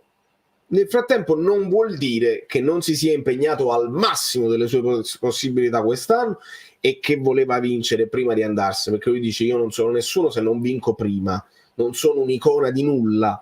Lo ha fatto, si ringrazia, se arriva l'offerta si accetta, che poi l'offerta che arriva sarà di quelle importantissime, e contemporaneamente all'offerta che arriverà un ingaggio che il Napoli non può pareggiare. Quando vi dicono il Napoli sta provando ad arrivare a 7 milioni per Osimhen, per me vi dicono una bugia. Per me vi dicono una bugia. Brava Angela. Non escludo che giochi i Dasiak contro la Samp. I Dasiak? Ma è Marfella. È Marfella il terzo portiere in questo momento che viene convocato. I Dasiak sta giocando con la prima... Non lo so dove è finito i Dasiak, ma credo sia Marfella. Gollini, Meret, Marfella. Questi sono i tre portieri. Lo scudetto fanno avanti. Eh sì. Spalletti dopo Bologna. Non commento le parole di ADL. Sono focalizzato nel festeggiare lo scudetto con il popolo e con i miei calciatori. Ovviamente tutte le parole di Spalletti, l'analisi tattica arriverà domani sul canale, quindi iscrivetevi al canale, cliccate sulla campanella, iscrivetevi al canale Telegram e lasciate i like. Contemporaneamente, io prima di commentare le parole di Spalletti lo voglio anche guardare in faccia, perché molto si capisce anche dall'atteggiamento, dai sorrisi, dai non sorrisi, dalle emozioni, eccetera. Ma resto sul 99%. Comunque non abbiamo ancora alzato la Serie A al cielo e già parliamo di calciomercato, ci hanno smantellato la squadra. Scuola, è naturale. Io non mi prendo collera, molti si stanno prendendo collera di questa cosa, già il mercato così. Ragazzi, è naturale, quando il Napoli ammazza il campionato non hanno più niente di cui parlare. Io personalmente, che amo il campo più che il calciomercato, continuo a fare le analisi tattiche della partita con la Fiorentina, la partita con l'Inter. Mi sono divertito tantissimo, 26 screenshot per farvi l'analisi tattica contro l'Inter, perché era qualcosa di spettacolare. E farò analisi tattica di questa partita col Bologna che non interessa a nessuno e non avrò like, non avrò views, ma è il modo in cui a me piace analizzare il calcio. In generale mi piace analizzare il Napoli di più che del calcio, però ho fatto delle analisi anche delle partite del calcio, perché guardando la Fiorentina come gioca, guardando il Sassuolo con il Monza, guardando altre partite, il Manchester City contro il Real Madrid, abbiamo fatto delle analisi per capire, per me stesso, per capire se mi piace solo il Napoli o mi piace anche il calcio, e ho scoperto che il calcio mi piace quando viene giocato bene per attaccare e si cerca di buttarsi meno a terra per cercare una munizione meschina, perché là è poca roba. Quindi è normale parlare di calciomercato, perché questo gli è rimasto ad alcuni che fanno informazione, non sanno, non vogliono parlare di altro, e il calciomercato fa chiacchierare tutti, e tutto si basa sulla chiacchiera, sul click, sul riclick, sui like. Giacomo, il paragone non può far altro che inorgoglirmi, perché mi inorgoglisce, perché Paolo per me è un mito, io sono cresciuto con lui. Ed è quello che ha l'approccio che io preferisco al calcio, in digitale ovviamente, perché siamo su YouTube ed è complicato se devo mettere qua. Se ci sarà un'altra Coppa d'Africa il prossimo anno, sicuramente Osi e Anghissà partiranno. Mi aspetto dei degni sostituti del calciomercato. Attenzione Pablox, questo sì che c'è la Coppa d'Africa a gennaio, io così so, a meno che poi non fanno dei cambiamenti. Questo sicuramente invoglia, e questo ve l'ho detto io in qualche live precedente, invoglia ADL vuole 185 milioni. Secondo me, io vi ho detto, ne bastano 6 di milioni per fare la plusvalenza.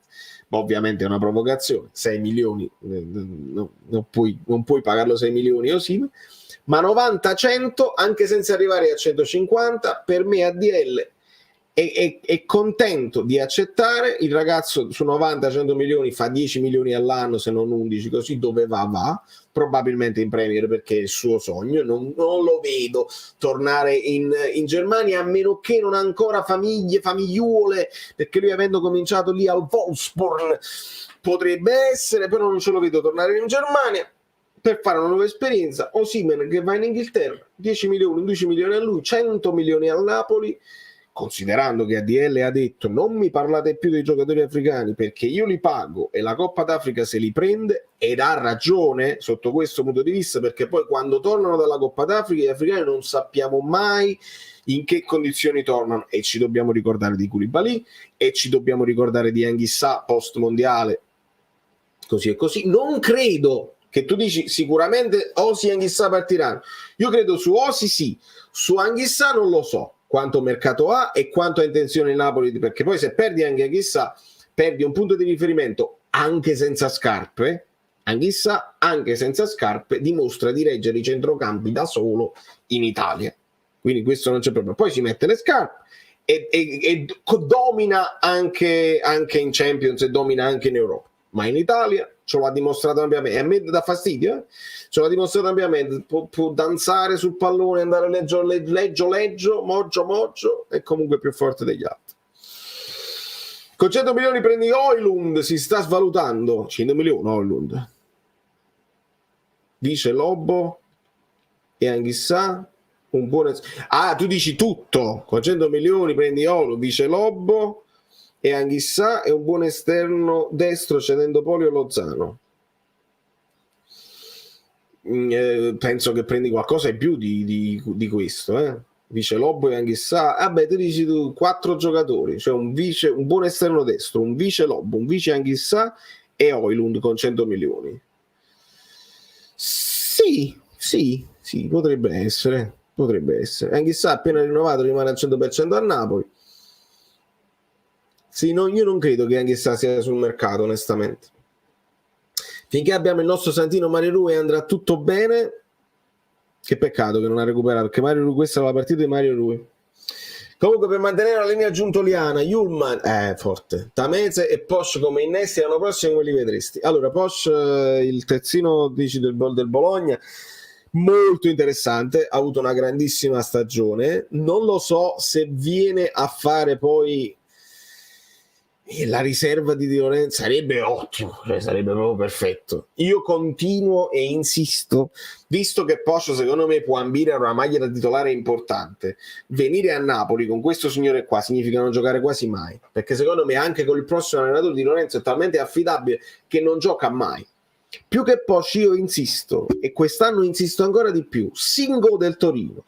Dal momento in cui non è titolare neanche nel Torino, se devi scegliere di giocarti le tue carte, però è un altro, non lo so, che nazionalità è Singo? Cercate se ha il doppio passaporto, perché quello poi è il problema. Cercate, fatemi sapere. Perché io insisto, se tu fai la riserva nel Torino puoi venire a fare la riserva a Napoli, e a quel punto c'è una riserva di grande spessore, di grande fisicità, col vizietto del gol che va su quella fascia avanti e indietro. Fatemi sapere se c'ha la doppia, fatemi sapere. Nel frattempo io saluto Guido Gentili. Buonasera amiche belline, buonasera amici bellini, buonasera Valerio. Pic.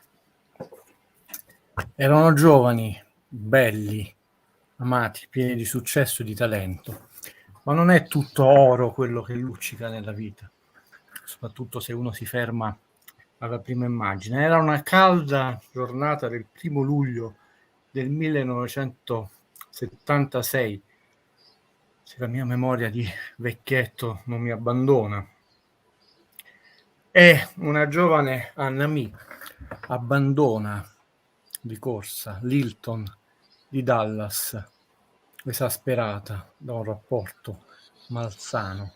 La leggenda vuole che avesse solo 36 centesimi in tasca e forse anche un buono di benzina della Mobil.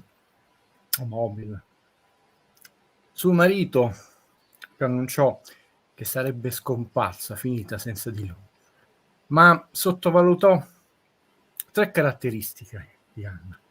Aveva il coraggio di una leonessa, il talento cristallino di un vero artista e la dignità di chi non ha paura di inciampare. Ci ha lasciato una delle più grandi artiste della musica moderna, che al secolo ovviamente, Tina Turner, che ci ha insegnato cosa significa non solo emanciparsi, ma cosa significa dar valore alla vita su questa terra. Non tutto oro quello che luccica, ma sicuramente è oro quello che noi trasformiamo.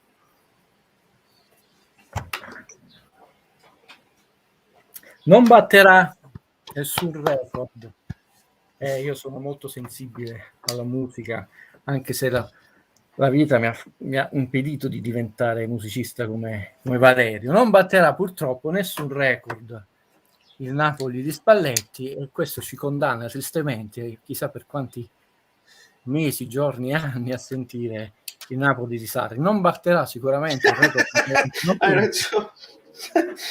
Senti, l'unica cosa, si appiana al record di quante giornate di anticipo, giusto? Sì, non batterà perché tra l'altro se io dovessi vincere la scommessa farò felici molte persone che non mi sopportano, quindi si sta per verificare, Valerio, la scommessa che facciamo noi due. Non batterà il record delle vittorie, al massimo pareggerà le 28 vittorie del maestro Sarri, non batterà il record di gol, 115 in stagione, a meno che non ne faccia veramente tantissimi nell'ultima partita, non batterà nemmeno il record dei 94 gol nella stagione 2016-2017. Spero che almeno batta il record come migliore difesa che di 29 gol nella stagione 2017-2018, e se dovesse vincere con almeno 3 gol di scarto potrebbe battere anche il record della migliore differenza reti. È 67 il record, adesso il Napoli è fermo a 65. Partita opaca e triste, come opaco e triste questo finale di stagione del Napoli. Sapete che io sto una stagione avanti, io sto già vedendo le criticità della prossima stagione, non sono il divino Telma, e qualcuno ovviamente riderà perché dice com'è possibile senza allenatore, senza per sapere la campagna acquisti. Beh, quella poi ovviamente facilita un certo compito, però ci sono delle dinamiche che stupidamente a volte non si vede, e poi lo si vede troppo tardi, diciamo. Comunque, diciamo, un finale opaco di questo Napoli, che oggi ha rischiato l'ennesima brutta figura, perché per pochi centimetri il terzo gol del Bologna è stato annullato. Avremmo voluto rivedere il passaggio sulla fascia che ha portato all'angolo e poi al successivo angolo il gol. Mi sembrava fuori gioco, ma nessuno ha fatto nessun replay. Sai che noi non facciamo sensazionalismo, e quindi poi qualcuno ci ha visto, non era fuori gioco, sembrava in diretta, però veramente non c'è stato nessun replay e nei commentatori lo hanno sottolineato, quindi non saprei dirti se effettivamente quell'azione che porta al calcio d'angolo è fuori gioco. Abbiamo visto l'ennesimo arbitraggio scadente, c'era un doppio rigorino in aria anche questa partita, più che rigorone, ma anche lì nessun replay, ma un occhio attento, lì non c'è bisogno invece del replay. Un brutto Napoli, Valerio, che era stato anche graziato con un regalo enorme nel gol, si va avanti 2-0 ma non riesce a mantenere il risultato. Tu dici è già in vacanza, nonostante comunque ci fossero tanti record da battere, però c'è anche da dire, Valerio, che negli ultimi 10 partite, e non è un periodo breve a questo punto come intervallo di tempo, il Napoli è passato da 71 punti, sì, ma ci sta il pareggio, perché tra l'altro in una sola azione il Napoli ha tirato in porta 3 volte, pericolosamente, però è anche vero, Valerio, che oggi il Napoli ha subito 18 tiri, il secondo peggior risultato in stagione, solo una volta è andato così male, 22 tiri. Però ti dicevo, negli ultimi 10 partite il rendimento del Napoli è crollato, cioè dai 71 punti su 27 partite, con 64 gol, 2,37 la media gol, e 39,75 la percentuale di realizzazione in attacco, e 16 gol in difesa, 0,59, con 24% di realizzazione in passivo. Si è passati a 16 punti, cioè da 2,6 a 1,6, il crollo di un punto, e ci può stare, a soli 11 gol, da 2,37 a 1,1, e da 39,75 di percentuale di realizzazione a 20,75, quindi c'è stato un crollo del 19%. Sì, vediamo, qua è l'estate. E la percentuale invece in passivo è 12 gol subiti con 32% di percentuale di realizzazione per le squadre avversarie. Non sono numeri buoni, e sono 2 mesi. Il calo non è fisico, incomincio a pensare, ed è un'ipotesi tra le infinite ipotesi, tra l'altro nelle trasmissioni ne vengono dette tantissime, possiamo aggiungerle anche questa di Guido. Ci può essere un'ipotesi psicologica. È evidente che la squadra sappia che Spalletti è andato via, e anche male, di collegarmi e chiudere tende, eccetera, perché immagino che quindi finisco, e questo sta influendo moltissimo. Non è solo una questione di qualche arbitraggio andato male, le gambe, qualche partita, il braccetto, detto c'è una componente psicologica è importante. Quando era importante costruire il campionato dell'anno prossimo, perché come vi ho detto, il peso di giocare come campione d'Italia, il peso anche che gli avversari ti danno, perché tutti vogliono battere i campioni d'Italia, ancora di più di battere chiaramente una qualsiasi squadra sul campo per guadagnare punti, però c'è uno sfizio diverso. E quindi concludo, così mi ricollego. Un'altra caratteristica che deve avere il prossimo allenatore del Napoli, oltre a quelle 3 che abbiamo detto, ecco, la prima cosa che deve dire ai suoi ragazzi è fargli capire che adesso giocano un altro campionato, è sempre campionato italiano, con le stesse regole, 3 punti, ma giocano da campioni d'Italia, e il peso, la responsabilità e la qualità che devi avere quando giochi da campione d'Italia è una novità che era giusto imparare in queste partite, e per ora non la stiamo sfruttando bene. Sarà il primo passo per iniziare bene la prossima stagione o incominciare a zoppicare. Mi ricollego per non darvi l'effetto sole sulla mia fronte ansiosa. Fra pochissimo. Ok, ringrazio Caputo Francesco che ce l'ha segnalato. Io pure ogni tanto ho questo problema che quando entra poi diventa un macello, ma purtroppo il sole entra e quindi è meglio quando c'è che quando non c'è. Grazie Caputo. Nel frattempo io sto prendendo le vostre domande, ragazzi. Lo so, state parlando di questa cosa. Io veramente mi sono più soffermato sul fatto che non saltasse e che non. Quindi c'è una doppia irregolarità, perché un po' è il fuorigioco prima che non poteva portare poi a quel calcio d'angolo, e poi l'irregolarità di De Silvestri. Ma comunque cerchiamo veramente di andare oltre, anche perché questi sono punti che ci tolgono il record ma non ci tolgono lo scudetto, quindi questo è importante.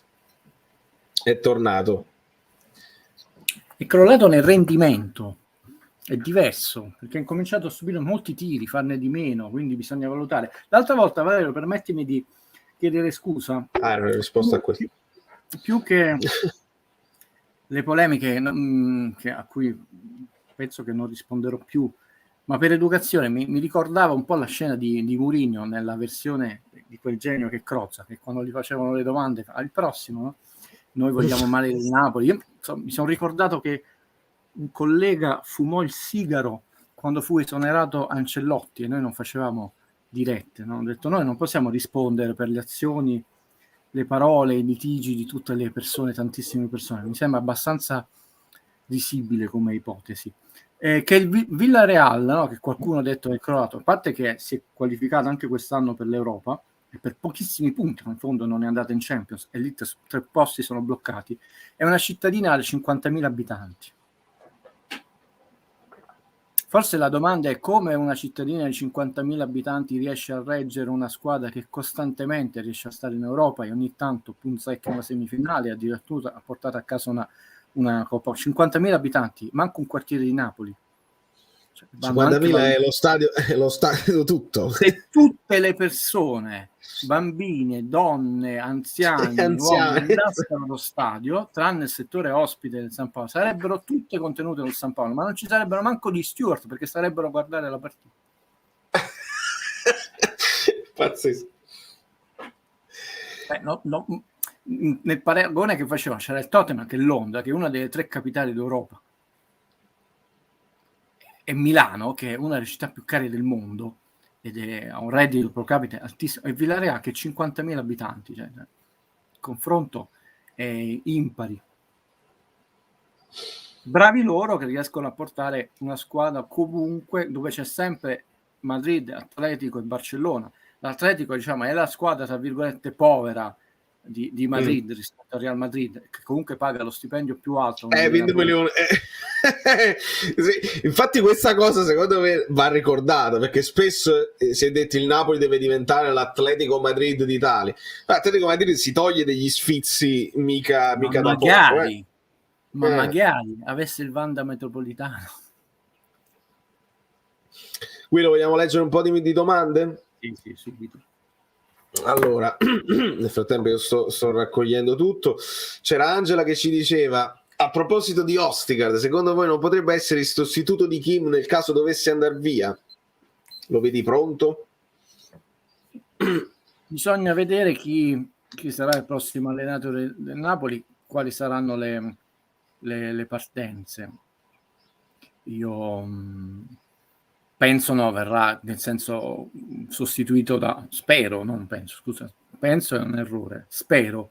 Io credo che Kim, poi penso che ci divertiremo con Valerio a fare l'analisi di tutti i giocatori, sia stato il giocatore determinante del campionato del Napoli, perché con molta onestà dovremmo interrogarci. Kvaratskhelia è quello del girone di andata e il girone di ritorno, perché la differenza è abissale.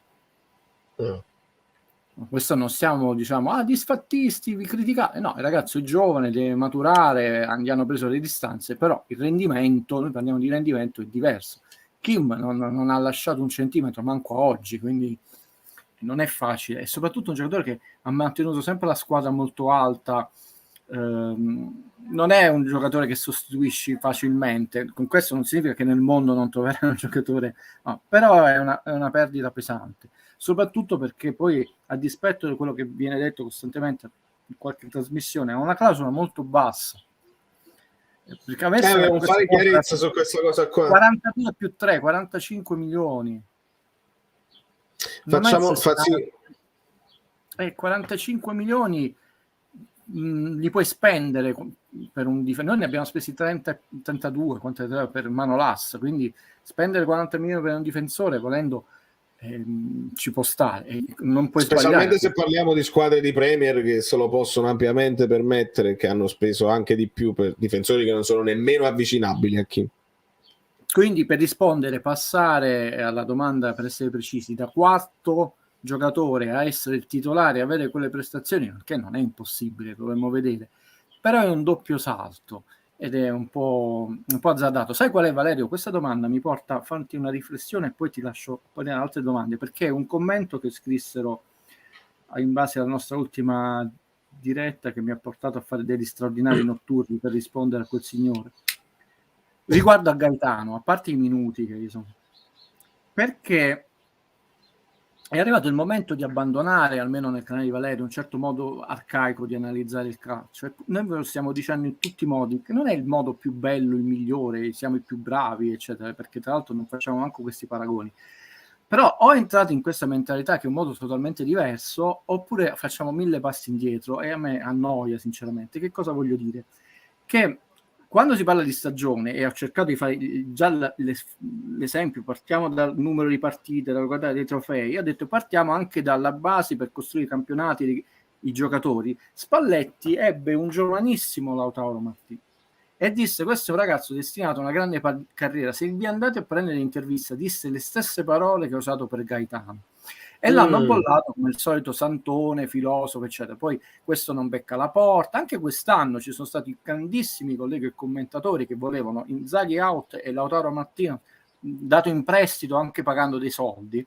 Ed è uno degli uomini mercato dell'Inter, perché molti giocatori sono in scadenza, tra cui credo anche Dzeko, che comunque ha un'età più importante di Lautaro Martino. Quindi i giocatori hanno bisogno anche di tempo e si costruiscono. Allora uno dice: perché non l'ha fatto giocare? E mi ricollego a Ostigar il futuro. Ma voi volevate vincere lo scudetto o volete fare esperimenti? Guido Gentile che vi ha detto: se volete vincere lo scudetto, 8 con la Juve, 9, al massimo 10 partite puoi sbagliare tra pareggi e sconfitte. Quante ne stiamo sbagliando? 10. Quindi se Spalletti, che decisamente molto più bravo di Valerio, di Guido e di tanti anche colleghi, lo sa benissimo, non può permettersi il lusso di fare tanti esperimenti. Quindi la domanda più sul fatto di Ostigar è: che campionato onestamente la società vuole fare l'anno prossimo? Un campionato di vertice per provare a vincere qualcosa, a rivincere, a vincere qualcosa, ti puoi concedere pochi esperimenti. Un campionato per gettare in 3 anni le basi, no? Un anno gettiamo le basi, il secondo perfezionare, il terzo lanciamo l'offensiva, allora ti puoi concedere qualche esperimento in più. Ma è tutto una questione, non è filosofia questa. Spalletti voleva vincere il campionato e ha messo le sue conoscenze, le sue armi tattiche, tecniche, psicologiche in campo per vincere il campionato. Non puoi fare esperimenti, perché non ti puoi concedere tanti inciampi. Quindi idem anche il minutaggio di Raspadori che mi chiedevano prima. Esatto. E tra l'altro lui l'ha vinto quando io vi ho detto che l'avrebbe vinto, gennaio-febbraio, non in primavera, perché in primavera se noi avessimo perso tanti punti lì oggi saremmo non in tantissima sofferenza perché gli altri vanno col freno a mano, però Ah sì, perché questo per chiarezza mi avevano chiesto i punti del girone di ritorno, il Napoli guida a 37 e sotto c'è l'Inter credo a 32. io Quindi. spero che faccia 40 punti perché sono una buona base per l'anno prossimo, perché io ho detto comunque ne perderò una decina. E poi perché avrebbe la soddisfazione di aver vinto sia il girone di andata che il girone di ritorno, come spesso non capita. Spesso le squadre vincono il girone di andata con molti punti, poi si difendono nel girone di ritorno. Solo la Juve vincendo 2 partite, il Napoli naufragando la prossima potrebbe pareggiare il girone di andata del Napoli, quindi al Napoli basta un punto per vincere anche il girone di ritorno. E tra l'altro il Napoli non batterà il record del maestro Sarri nelle vittorie in trasferta, un record che mi sono dimenticato, quindi oggi erano tanti i record che poteva battere, 15 vittorie in trasferta. Per la chiarezza dei numeri, visto che ho sentito qualsiasi tipo di numero per quanto riguarda la clausola di Kim, non erano 58 esercitati in una sola finestra. No. Ma la finestra temporale è luglio, 1 luglio, 15 luglio? Quando fu acquistata, questo ci fu detto. Io mi devo riferire alla comunicazione ufficiale dell'acquisto del giocatore. Ci dicono quindi, che quando è stato acquistato il contratto depositato, ci dissero che era un contratto di 3 anni più opzione di 2, di 19,4 è stato pagato Kim, perché anche quella era una clausola, quindi abbiamo la cifra più o meno precisa, diciamo, euro in più, con una clausola di 42 più 45, diciamo 45 totale. Questa fu la comunicazione ufficiale, io me la sono, nei miei infiniti file al computer me la sono segnata. Poi se quella comunicazione, ed era ufficiale sul sito, cioè, era sbagliata, è sbagliata la fonte. Poi nelle trasmissioni oggi ho sentito dire che la Juve ha vinto un campionato a 104 punti, lo vinse, e che il Napoli quel campionato non lo disputava. La Juve la vinse a 102, un record enorme, la Roma arrivò seconda e il Napoli terzo era Benitez. Sui numeri c'è molta imprecisione. Però ho detto, io vi sto riferendo quella che fu la comunicazione societaria del Napoli, e quindi se c'è stato un errore, poi se si sono sbagliati alla fonte, correggessero la fonte loro. Amico del Genoa che rivuole Ostigard, grazie, forza Napoli sempre. Enrico, io credo che Ostigard sia un prospetto che va tenuto d'occhio, serve più minutaggio ovviamente per valutarlo al Napoli, però vediamo, io penso che ce lo teniamo ancora e ti ringrazio. Guido, altre domande? La cattiveria agonistica è allenabile? Io credo che questa cosa sia arrivata anche in passato. Quello che manca sono figure in campo che si fanno rispettare con arbitri e avversari. Tu ci hai parlato spesso del numero dei falli, del numero degli Ammonì. Sì, però non è come i cambi generazionali, cioè la risposta è facile, sì, però non vi aspettate che si cambia dal giorno alla mattina, serve un percorso, non lunghissimo, ma un percorso. La domanda è sempre un rapporto di costi e benefici, nel senso che noi che siamo abituati atavicamente, no, da famoso Napoli di Vinicio a noi, perché guarda che ragazzi, io che sono vecchietto, o si diceva la famosa Cazzim, cosa c'è, pure il Napoli Maradona, cioè il Napoli con Real Madrid fa un'azione meravigliosa sulla corsia di Francini. Tra l'altro Francini e Careca non avevano ancora fatto una partita insieme perché erano arrivati da poco, uno era infortunato, cioè, e Careca possiamo dire si mangia un gol per mancanza di cattiveria, insomma si può andare su 2-0. Con la stessa azione la fecero pochi giorni dopo con l'Avellino e segnarono. E mi ricordo, ecco, il Napoli è mancato di cazzimma, no? Questo termine che noi sentiamo continuamente, no? Il Real Madrid ha avuto una cazzimma, una palla, Butragueño e gol. Quindi queste frasi fatte, no? Ho detto, una partita il Napoli l'avrebbe vinta, ma se il Napoli quest'anno dovesse vincere lo stesso numero di partite del maestro Sarri, allora quando si diceva queste partite non le avrebbe vinte, in realtà ha vinto un numero per la sua storia, quindi cioè, quindi sì, si può allenare, ma secondo me servono più stagioni, no? Tant'è vero che la stagione di quest'anno è andata nell'esatta direzione opposta, cioè migliorare ancora più in pulizia una tendenza di una squadra che gioca molto il pallone, fa pochi falli. Oggi vedete 2 falli stupidi per Guido hanno detto che sei un bambino. Hanno detto che sei un bambino. Che ne sai di Francini, che eri un bambino? Io penso che PP abbia scritto che lui ha 62 anni, se l'ho letto bene in chat. Ha detto che tu sei un fringuello.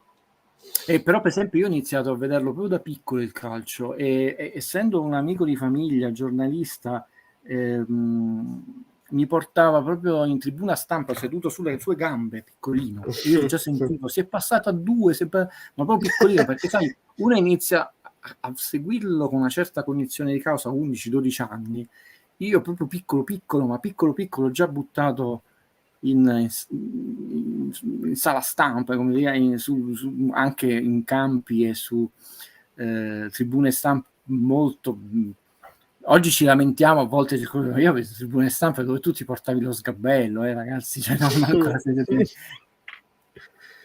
Bellissimo.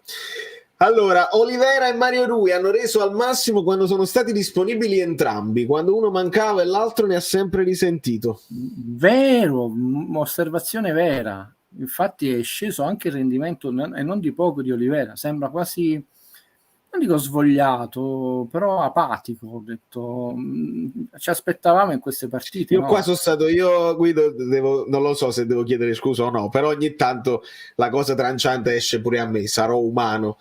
L'ho sempre chiamato terzino normale. Io oggi è la seconda volta, perché mi riguardo, che ho detto ciuccio. Quando dico ciuccio, io lo voglio spiegare bene. Mi sembra un giocatore che distinto va bene, perché va bene. Quando deve pensare, che deve pensare alla giocata, deve pensare a quando deve intervenire, lì va un pochino più in difficoltà. Volevo giustificare la mia definizione tranciante, però Sai che un posso, giocatore che è migliorato molto quest'anno, e io gli devo fare i miei personali complimenti, è Di Lorenzo. Perché Di Lorenzo si sono dette sempre in questi anni solo banalità. E poi il fatto che tu giochi sempre, giochi tanti minuti, non serve a niente, perché come un regista che fa 100 film e sono tutti e 100 brutti, che significa? Kubrick ne ha fatti pochissimi e sono bellissimi. Che è un discorso stupido, perché è molto migliorato nella fase propositiva, dove a volte lui in realtà non faceva nessuna cosa interessante, nessuno spunto, anzi si perdeva palle, ha fatto anche 2 gol molto belli, perché anche in Coppa, quell'azione che termina comunque su anche un quello di gol, sinistra. sì, anche quello di sinistro. Ed è migliorato non solo nella qualità, nelle scelte, anche nella rapidità. Oggi il commento come seconda voce era di un tuo caro amico, Stefano Suo, che non è perché ha giocato nel Napoli, molto preciso, perché poi la seconda voce deve parlare il giusto, né troppo né poco, deve aggiungere qualcosa di diverso da descrivere la partita, dove sì, ha tirato. E per esempio lui, senza bocciare, tu lo conosci, un ragazzo si vede che ha una cultura superiore, intelligente, ha lucidità nella vita, no? Quindi non è banale. Diceva Zerbin, un passo che deve fare successivo è che per esempio tra la Serie B e la Serie A certe azioni tutte le devi guardare in mente prima, non ti daranno tutto questo tempo per stoppare cose. In Serie B tu puoi stoppare, puoi aggiustarsi e tirare, lì devi tirare. È vero, perché la velocità di esecuzione cambia, perché cambia la velocità delle squadre in difesa che te la fanno cambiare, no?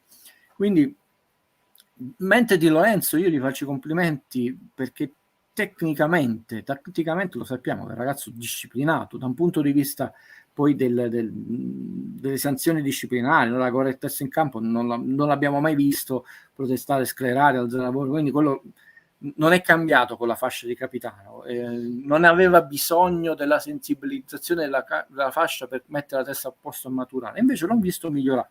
Oliver l'abbiamo visto involuto. Oggi ha perso delle palle dove da solo a solo le ha perse, le ha consigliato l'avversario. Eppure non era un'azione, diceva, un'azione dove tu sei pressato, sei messo in difficoltà da 2 uomini, perché non sapeva cosa fare della palla. E questo è anche lì. Sono valutazioni che cerchiamo di capire nel breve. Valerio e io non siamo Gattuso out, a qualcuno ancora oggi si offende, ma io la prendo come monito per non analizzare in quel modo miope, superficiale e tranciante il calcio. In realtà è povero Gattuso che l'abbiamo utilizzato per quasi come una formula, no? Ormai. Quindi io mi trovo d'accordo con te, mi trovo d'accordo con lo spunto che ti è stato detto. Cioè, alla fine forse quando dovevano giocare tutte e due hanno dato uno spunto in più. Adesso che ha avuto 8 partite senza Mario Rui, si è adagiato. Sì. E E tra l'altro forse non si neanche aspettava nemmeno di, secondo me possiamo aggiungere a questa riflessione, non si aspettava nemmeno di giocare, perché Mario Rui aveva recuperato, poi ha avuto un risentimento ieri, quindi l'abbiamo visto allenarsi. Posso chiedervi una cosa riguardo Dela, ma i nomi usciti non sono il solito depistaggio e che la scelta sarà in attesa? Allora voglio dire una cosa prima io breve, perché voglio lasciare molto più spazio a te. Lo ripeto, io non faccio calciomercato, tra l'altro non è manco il mio lavoro, non mi appassiona quando ero un bambino ed era molto diverso da adesso, se ne facevano meno di nomi.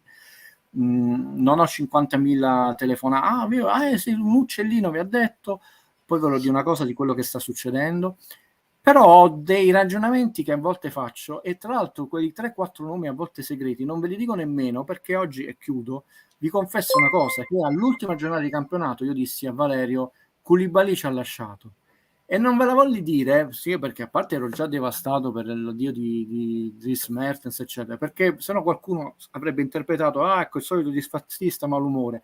Pensate quanti insulti mi sarei preso. Abbiamo realizzato la fascia speciale più grossa per il braccio perché era stato indicato come l'uomo simbolo per il nuovo Napoli, la ripartenza di questo Napoli e là. Allora io è almeno un mese o anche più che ho fatto già il nome del prossimo partente che mi spezzerà il cuore a Valero, ma non ve lo vogliamo dire, non perché poi farò non perché lascio a te Valero tutte le considerazioni sui 1000 nomi, il calciomercato, l'allenatore, l'intuito di Luis Enrique che feci privatamente a Valerio e lui si è divertito e 3 giorni dopo praticamente è scoppiato un casino su internet perché parlano solo di lui.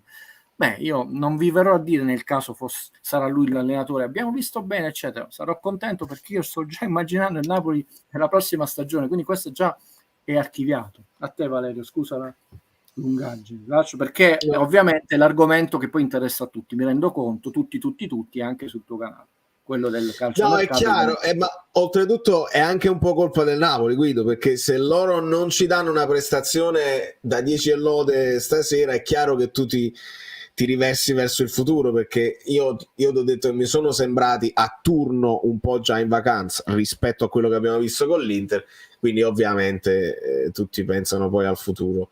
E Caputo Francesco ci dice: non sono d'accordo, io saprei allenare la Cazzimma. Bravo Francesco, siamo contenti, ma non ho capito perché non sei d'accordo. Guida ha detto che si può allenare.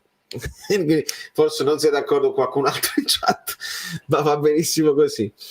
Con un arbitraggio del genere, con una classifica punto a punto, andresti oltre? Allora è chiaro, Guido, qua però noi ne parliamo sempre, vittoria, sconfitta e pareggio. C'è sempre un momento in cui parliamo di arbitraggio e lo diciamo da quanti anni? Guida, da quanti anni facciamo il canale? E lo abbiamo sempre detto, cioè non c'è stato mai, questo volevo farvi capire, non c'è stato mai un momento in cui mi ha detto ok, ci soddisfa, ci sentiamo rispettati dagli arbitri, questa volta veramente è andata tutto come doveva andare. Ecco perché voglio andare oltre oggi, perché non cambia niente, perché non diamo fiato alla bocca e non cambia comunque niente. Ma l'altra volta, poi, forse un commento, qualcuno giustamente rimproverò il povero Guido per delle cose, detto, voi detto cose di Gattuso, però non si capisce sempre per la questione che poi non vedendo le persone in carne e ossa, io non posso ricordarmi come faccio nelle serate dal vivo. Io nelle serate dal vivo mi ricordo quello che ho detto, la domanda che una persona mi ha posto, anche anni di distanza, e quindi non c'è la possibilità di ripetizione, di ridondanza. Con questa mia forma mentale di escludere le ripetizioni e una certa noia, ovviamente io ragiono in questo modo, però è un ragionamento sbagliato perché tu non sai le persone che ci sono adesso, se hanno partecipato a quella serata piuttosto che un'altra, cioè, e però se tu ogni volta ripeti, non andiamo più avanti. È uno di quei casi, e non è un sofismo, che chi fa queste osservazioni ha perfettamente ragione, tra l'altro lo dice con intelligenza e voglia di imparare, quindi è garbo, E io purtroppo non ho torto bisogna trovare una via di mezzo. Sul capitolo arbitraggi, per concludere, la mia posizione è sempre stata quella sistemica, nel senso io vorrei tutta una serie di piccolissimi accorgimenti, perché in realtà poi la cosa bella è che non sarebbero nemmeno necessari né investimenti economici, tecnologici, né stravolgimenti, che nel medio periodo, neanche nel lungo periodo, distruggono tutta quella teoria dei sospetti, quel malumore, che comunque una maniera residuale rimarrebbe, perché poi gli idioti ci sono, però verrebbero, come dire, beh, a questo punto bollati come idioti. Questi passi in avanti sono molto lenti, se ne fa uno, poi se ne torna 2 volte indietro, se ne fa uno, se ne torna 4 volte indietro. Uno di questi è che dopo le partite, con molta calma, gli arbitri della partita stessa dovrebbero semplicemente spiegare delle cose in modo tale che tu dici, ah ok, adesso ho capito, sia addetto ai lavori, allenatore, giocatore, tifosi, giornalisti, senza nessuna credi. Ma chi ha arbitrato la partita? Perché tutti gli altri commenti, abbiamo anche tanti arbitri, ex arbitri, in tante trasmissioni, alcuni anche molto bravi, però non sei stato tu a prendere quella decisione. Quindi tu casomai stai valutando, infatti abbiamo delle discontinuità incredibili, la regola, l'interpretato dice no, ma così è interpretato, non lo puoi sapere perché te lo può spiegare solo quella persona. Questa sarebbe una cosa che costa 0 euro e avrebbe moltissimi benefici. Da quando ci siamo conosciuti con Valerio ne abbiamo sempre detto e io continuo a ripeterla, quindi vedete non è una questione la Juve, l'Inter, Uber, e non si è fatta. Ancora aspettiamo le famose cose del VAR. Adesso hanno pubblicato un video YouTube che mi inquieta molto, quel video sul VAR, perché mi sembrano veramente delle persone che casualmente si trovano lì, urlano, eccetera, quando poi capisci perché a volte abbiamo avuto delle situazioni che ci hanno creato particolari disagi al VAR. Però, diciamo, per ogni passo avanti che uno conquista e 2 indietro che uno fa, andiamo avanti. Però poi sul fatto del Napoli invece il discorso, e chiudo, è vabbè, voi vi lamentate eccetera, ma ed è anche giusto che un tifoso è umanamente comprensibile, però poi la società di concreto che passi avanti fa? Ad esempio, è servito De Laurentiis che spottasse con la web? No, vabbè, dopo che è successo questo, che cosa voi si sono lamentati, vedete Maldini, però Maldini una partita della primavera, la primavera del Napoli è retrocessa, bruttissima notizia, stava con tutto il suo staff dirigenziale a vedere i suoi ragazzi, i ragazzi in prospettiva, e c'era il disegnatore dell'UEFA, guardate perché, ed erano seduti loro a una fila, a una gradinata sopra del disegnatore. De Laurentiis quante partite della primavera è andato a vedere con lo staff dirigenziale? Quante volte il disegnatore della UEFA? No, ma il Napoli gravita nelle ultime posizioni del retrocesso. Non hanno parlato di quello, avranno parlato di altro, non si sono appena salutati, però ci sono anche non sto dando nessuna illazione, attenzione, non è nessun retropensiero, però ci sono dei rapporti umani che vanno anche coltivati e ovviamente poi tu crei una situazione di maggiore serenità, come hai detto prima tu, mi sembra, prima di collegarmi Valerio, no? Di professionalità, quindi ci sono tanti passi che uno può fare. A volte anche di inviti, non i famosi Rolex che regalavamo oggi o altre cose, poi se erano Rolex mi posso sbagliare, però fatevi questa domanda, sì, dopo questa eliminazione che passo utile la società ha fatto, tranne sbottare nei comizi e sui palchi? Queste sono le domande e sono 2 discorsi, cioè il sistema che secondo me va migliorato e poi se uno vuole ragionare solo da tifoso o da supporter della sua società deve anche fare un'analisi critica vera. Ovviamente mi bolleranno come il male di Napoli, perciò poi sono aumentati le polemiche. Sono aumentati i cartellini gialli per colpa di Guido. Allora, ho visto che qualcuno si stava sbizzarrendo nel cercare di indovinare il nome del probabile partente. Gigione chiede se si può avere un indizio. Non lo so se Guido vuole dare un indizio, ma io posso dire semplicemente che non ve lo aspettate, secondo me. No, perché per me è un dolore enorme, ma è una di quelle intuizioni che mi vengono in notte. Incomincio a unire i pallini, nessuno ne è parlato. Ne ha però scritto un articolo, un giornale abbastanza autorevole, un giornale grosso questa settimana. Io ho mandato il link, comunque il riferimento a Valerio, e lui mi ha mandato a quel paese simpaticamente perché c'è grande educazione e rispetto reciproco. perché, però insomma non voglio dirlo, ma soprattutto per non alimentare cattivo umore. Allora, prendiamo ragazzi le ultime 2 o 3 domande. Voglio ringraziare sempre Guido per la disponibilità. Tra l'altro, le novità del momento: Milinkovic-Savic 3-2 per la Lazio in questo momento, partita Questa è una splendida notizia. Verso la fine, perché? Perché tranne tracolli nell'ultima partita con la squadra che ha fatto meno gol in Serie A, eccetera, cavolo, dovremmo essere la miglior difesa del campionato, perché eravamo 28-28 con il maestro Sarri. Mi sembra che ne ha presi 2 gol. Hanno preso 2 gol, sì. Beh, io ho anche la polo GGG, come tutte le mie polo. Uno disse quanto è sciatto queste persone. Io, se dicessi la mia camiciaia, si offenderebbe. Hai ragione. Quindi il Napoli gol subito in questo momento 28, Lazio 30, però la differenza reti è più 47 per il Napoli. Sì, però io ci tengo che il Napoli vinca il campionato con miglior attacco, miglior difesa, che vinca con al massimo 28 gol, che se ne dica poi. E ci possiamo togliere un altro sfizietto, perché il City ha terminato la Premier con 89 punti. Se domenica vinciamo, probabilmente saremo la squadra con la miglior media punti d'Europa, perché anche Barcellona probabilmente sta un po' più dietro, che sta rallentando anche lui. Guido, ti ricordi Woody Allen sul divano che fa l'elenco delle 10 cose per cui vale la pena vivere? Dici 10 cose per cui vale la pena ricordare questa stagione. Beh, io questo lo volevo fare alla fine. Se ti dico allora, la cosa che più mi... No, potrei dirti anche di più. La cosa che più mi ha entusiasmato quest'anno, che è stata veramente non solo una sorpresa, ma totalmente di rottura a quella che è stata la narrazione interna, no? dei giornali, siti e le trasmissioni napoletane, e Kim. Chiaramente si direbbe il bellissimo gol di Raspadori, che è epico in quella 5, ma Kim, io voglio, te ne dico per ora una, poi la facciamo questa cosa perché ovviamente quello è uno dei momenti più belli della storia del cinema, no? Il finale di Manhattan, e poi dice il viso di Tracy, Louis Armstrong, insomma, grande citazione. Il primo film di bianco e nero di Woody Allen è in CinemaScope. Il direttore della fotografia Gordon Williams, mai vinto un Oscar, uno dei più grandi di tutti i tempi, quello del Padrino.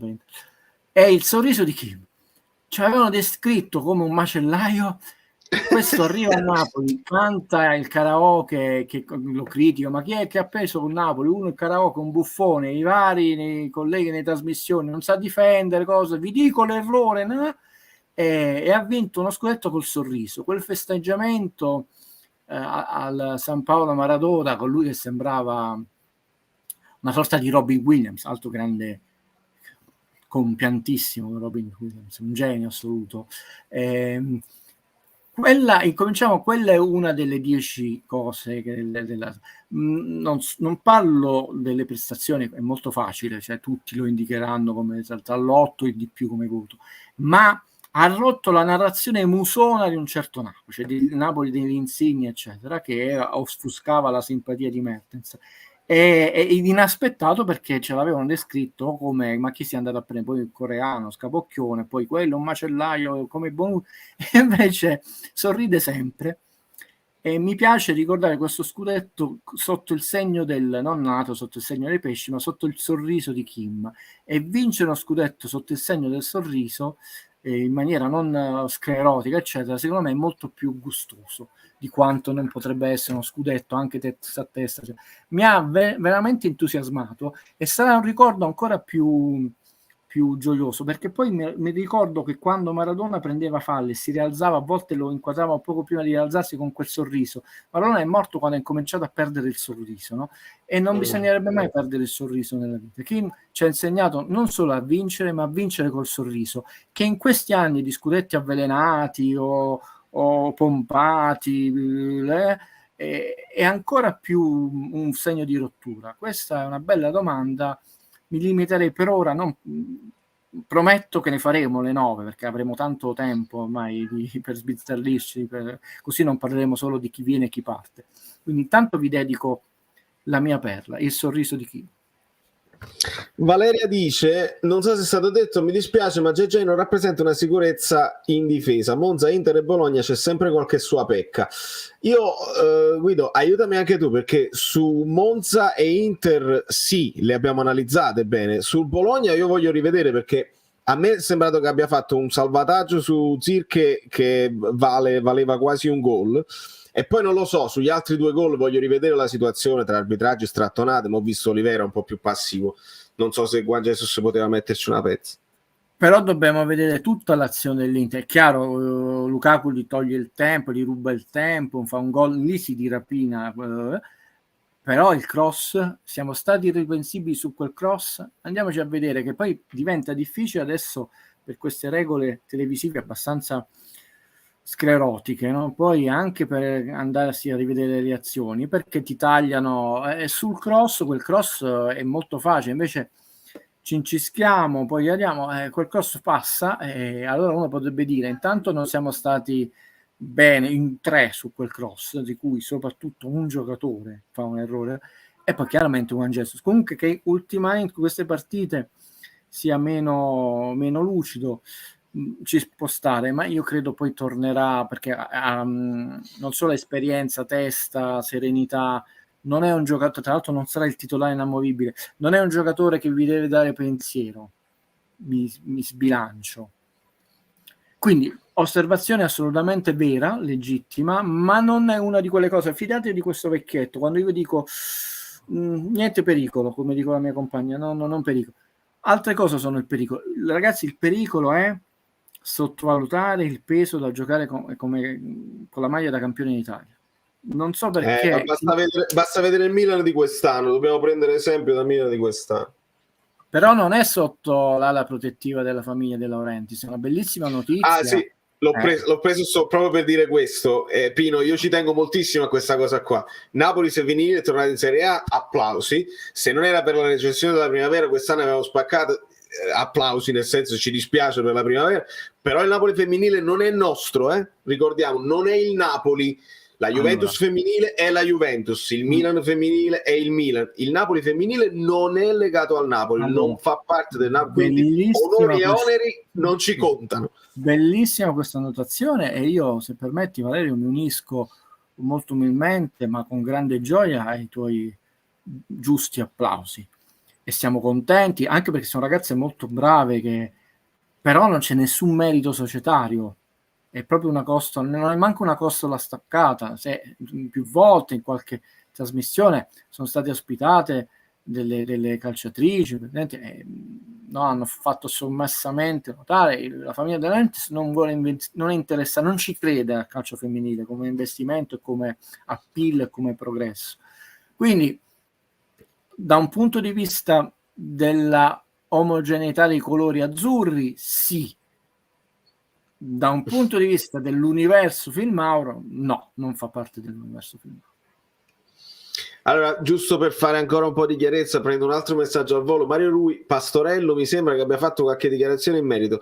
Simone, ma Pastorello, procuratore di Meret ed era procuratore di Gaetano. Mario Rui è procuratore, è Giuffredi, come è procuratore di Di Lorenzo, come è procuratore di Politano e come è diventato procuratore di Gaetano. Ma hai saltato un nome, però, Ho saltato un nome? Sì, non lo vuoi dire, anche di Valerio Fluido. Tu non l'hai mai voluto dire. Il mio procuratore personale. E su questo, ragazzi, io vi abbraccio tutti, do un abbraccio gigante a Guido e ci aggiorniamo, perché c'è quest'ultima partita che è importantissima. Guido, sarà anche l'ultima di Quagliarella, penso che sarà un momento emozionante per tutti. È uno di quei casi, sapete che poi lasciamo andare Valerio, intanto vi ringrazio anticipatamente per la pazienza, per la cortesia, per l'invito. Sai che io mi tengo proprio lontano, galassie luce dalle frasi fatte, ma calciatore di grande spessore umano, è rinato 2 volte, e una volta in maniera veramente coraggiosa, non solo un infortunio al crociato, ma quello che ha subito. Io sono dispiaciuto che non ha potuto valorizzare il Napoli col suo talento, ma poi ci torneremo. mi sembra di capire che lui non voglia smettere di giocare, però c'è molta incertezza, sai, può anche essere difficile trovare spazio a quell'età anche in serie minori. Lui si è messo a disposizione della Sampdoria che la Lega Calcio sta salvando, forzando lo statuto. Poi ci sono tanti argomenti che affronteremo nel corso delle settimane, molto più interessante dei litigi che sentite in giro. Io sono sicuro che ci sarà il giusto tributo, ed è bello che a volte la vita toglie e ha la possibilità di ridarti, no? Visto che ci fu quella brutta separazione non per cause sue, se veramente questa sarà l'ultima partita in Serie A, pensare che sarà nel suo stadio comunque, tra la sua gente, qualcosa la vita gli ha restituito, con molto ritardo, ma mi ha restituito. Pensa se finiva in un anonimo Bentegodi per Quagliarella. Ho detto, no. Perché sono 4 scemi, oggi i napoletani giustamente espongono striscioni, fammela dire questa cosa, sì, mostrando affetto e solidarietà a Bologna. La prima reazione: noi non siamo napoletani, ma anche di fronte alle alluvioni uno può mettere un attimo da parte, poi ci sono qualcun altro che comincia a saltare chino al Bologna, però non si va avanti con questa stupidità. Allora intanto salutiamo un grande campione. Io spero che, se lui vuole veramente continuare, trovi una squadra, e spero, ti saluto, che se Gaetano, visto che il nome dovesse andare in prestito, come fu bravo Bigon, ti saluto, a far crescere Insigne letteralmente, lì lo possiamo dire come un maestro come Zeman, e lo legò a Zeman, non la squadra, tant'è vero che Zeman cambiò squadra e lui lo fece andare al Pescara.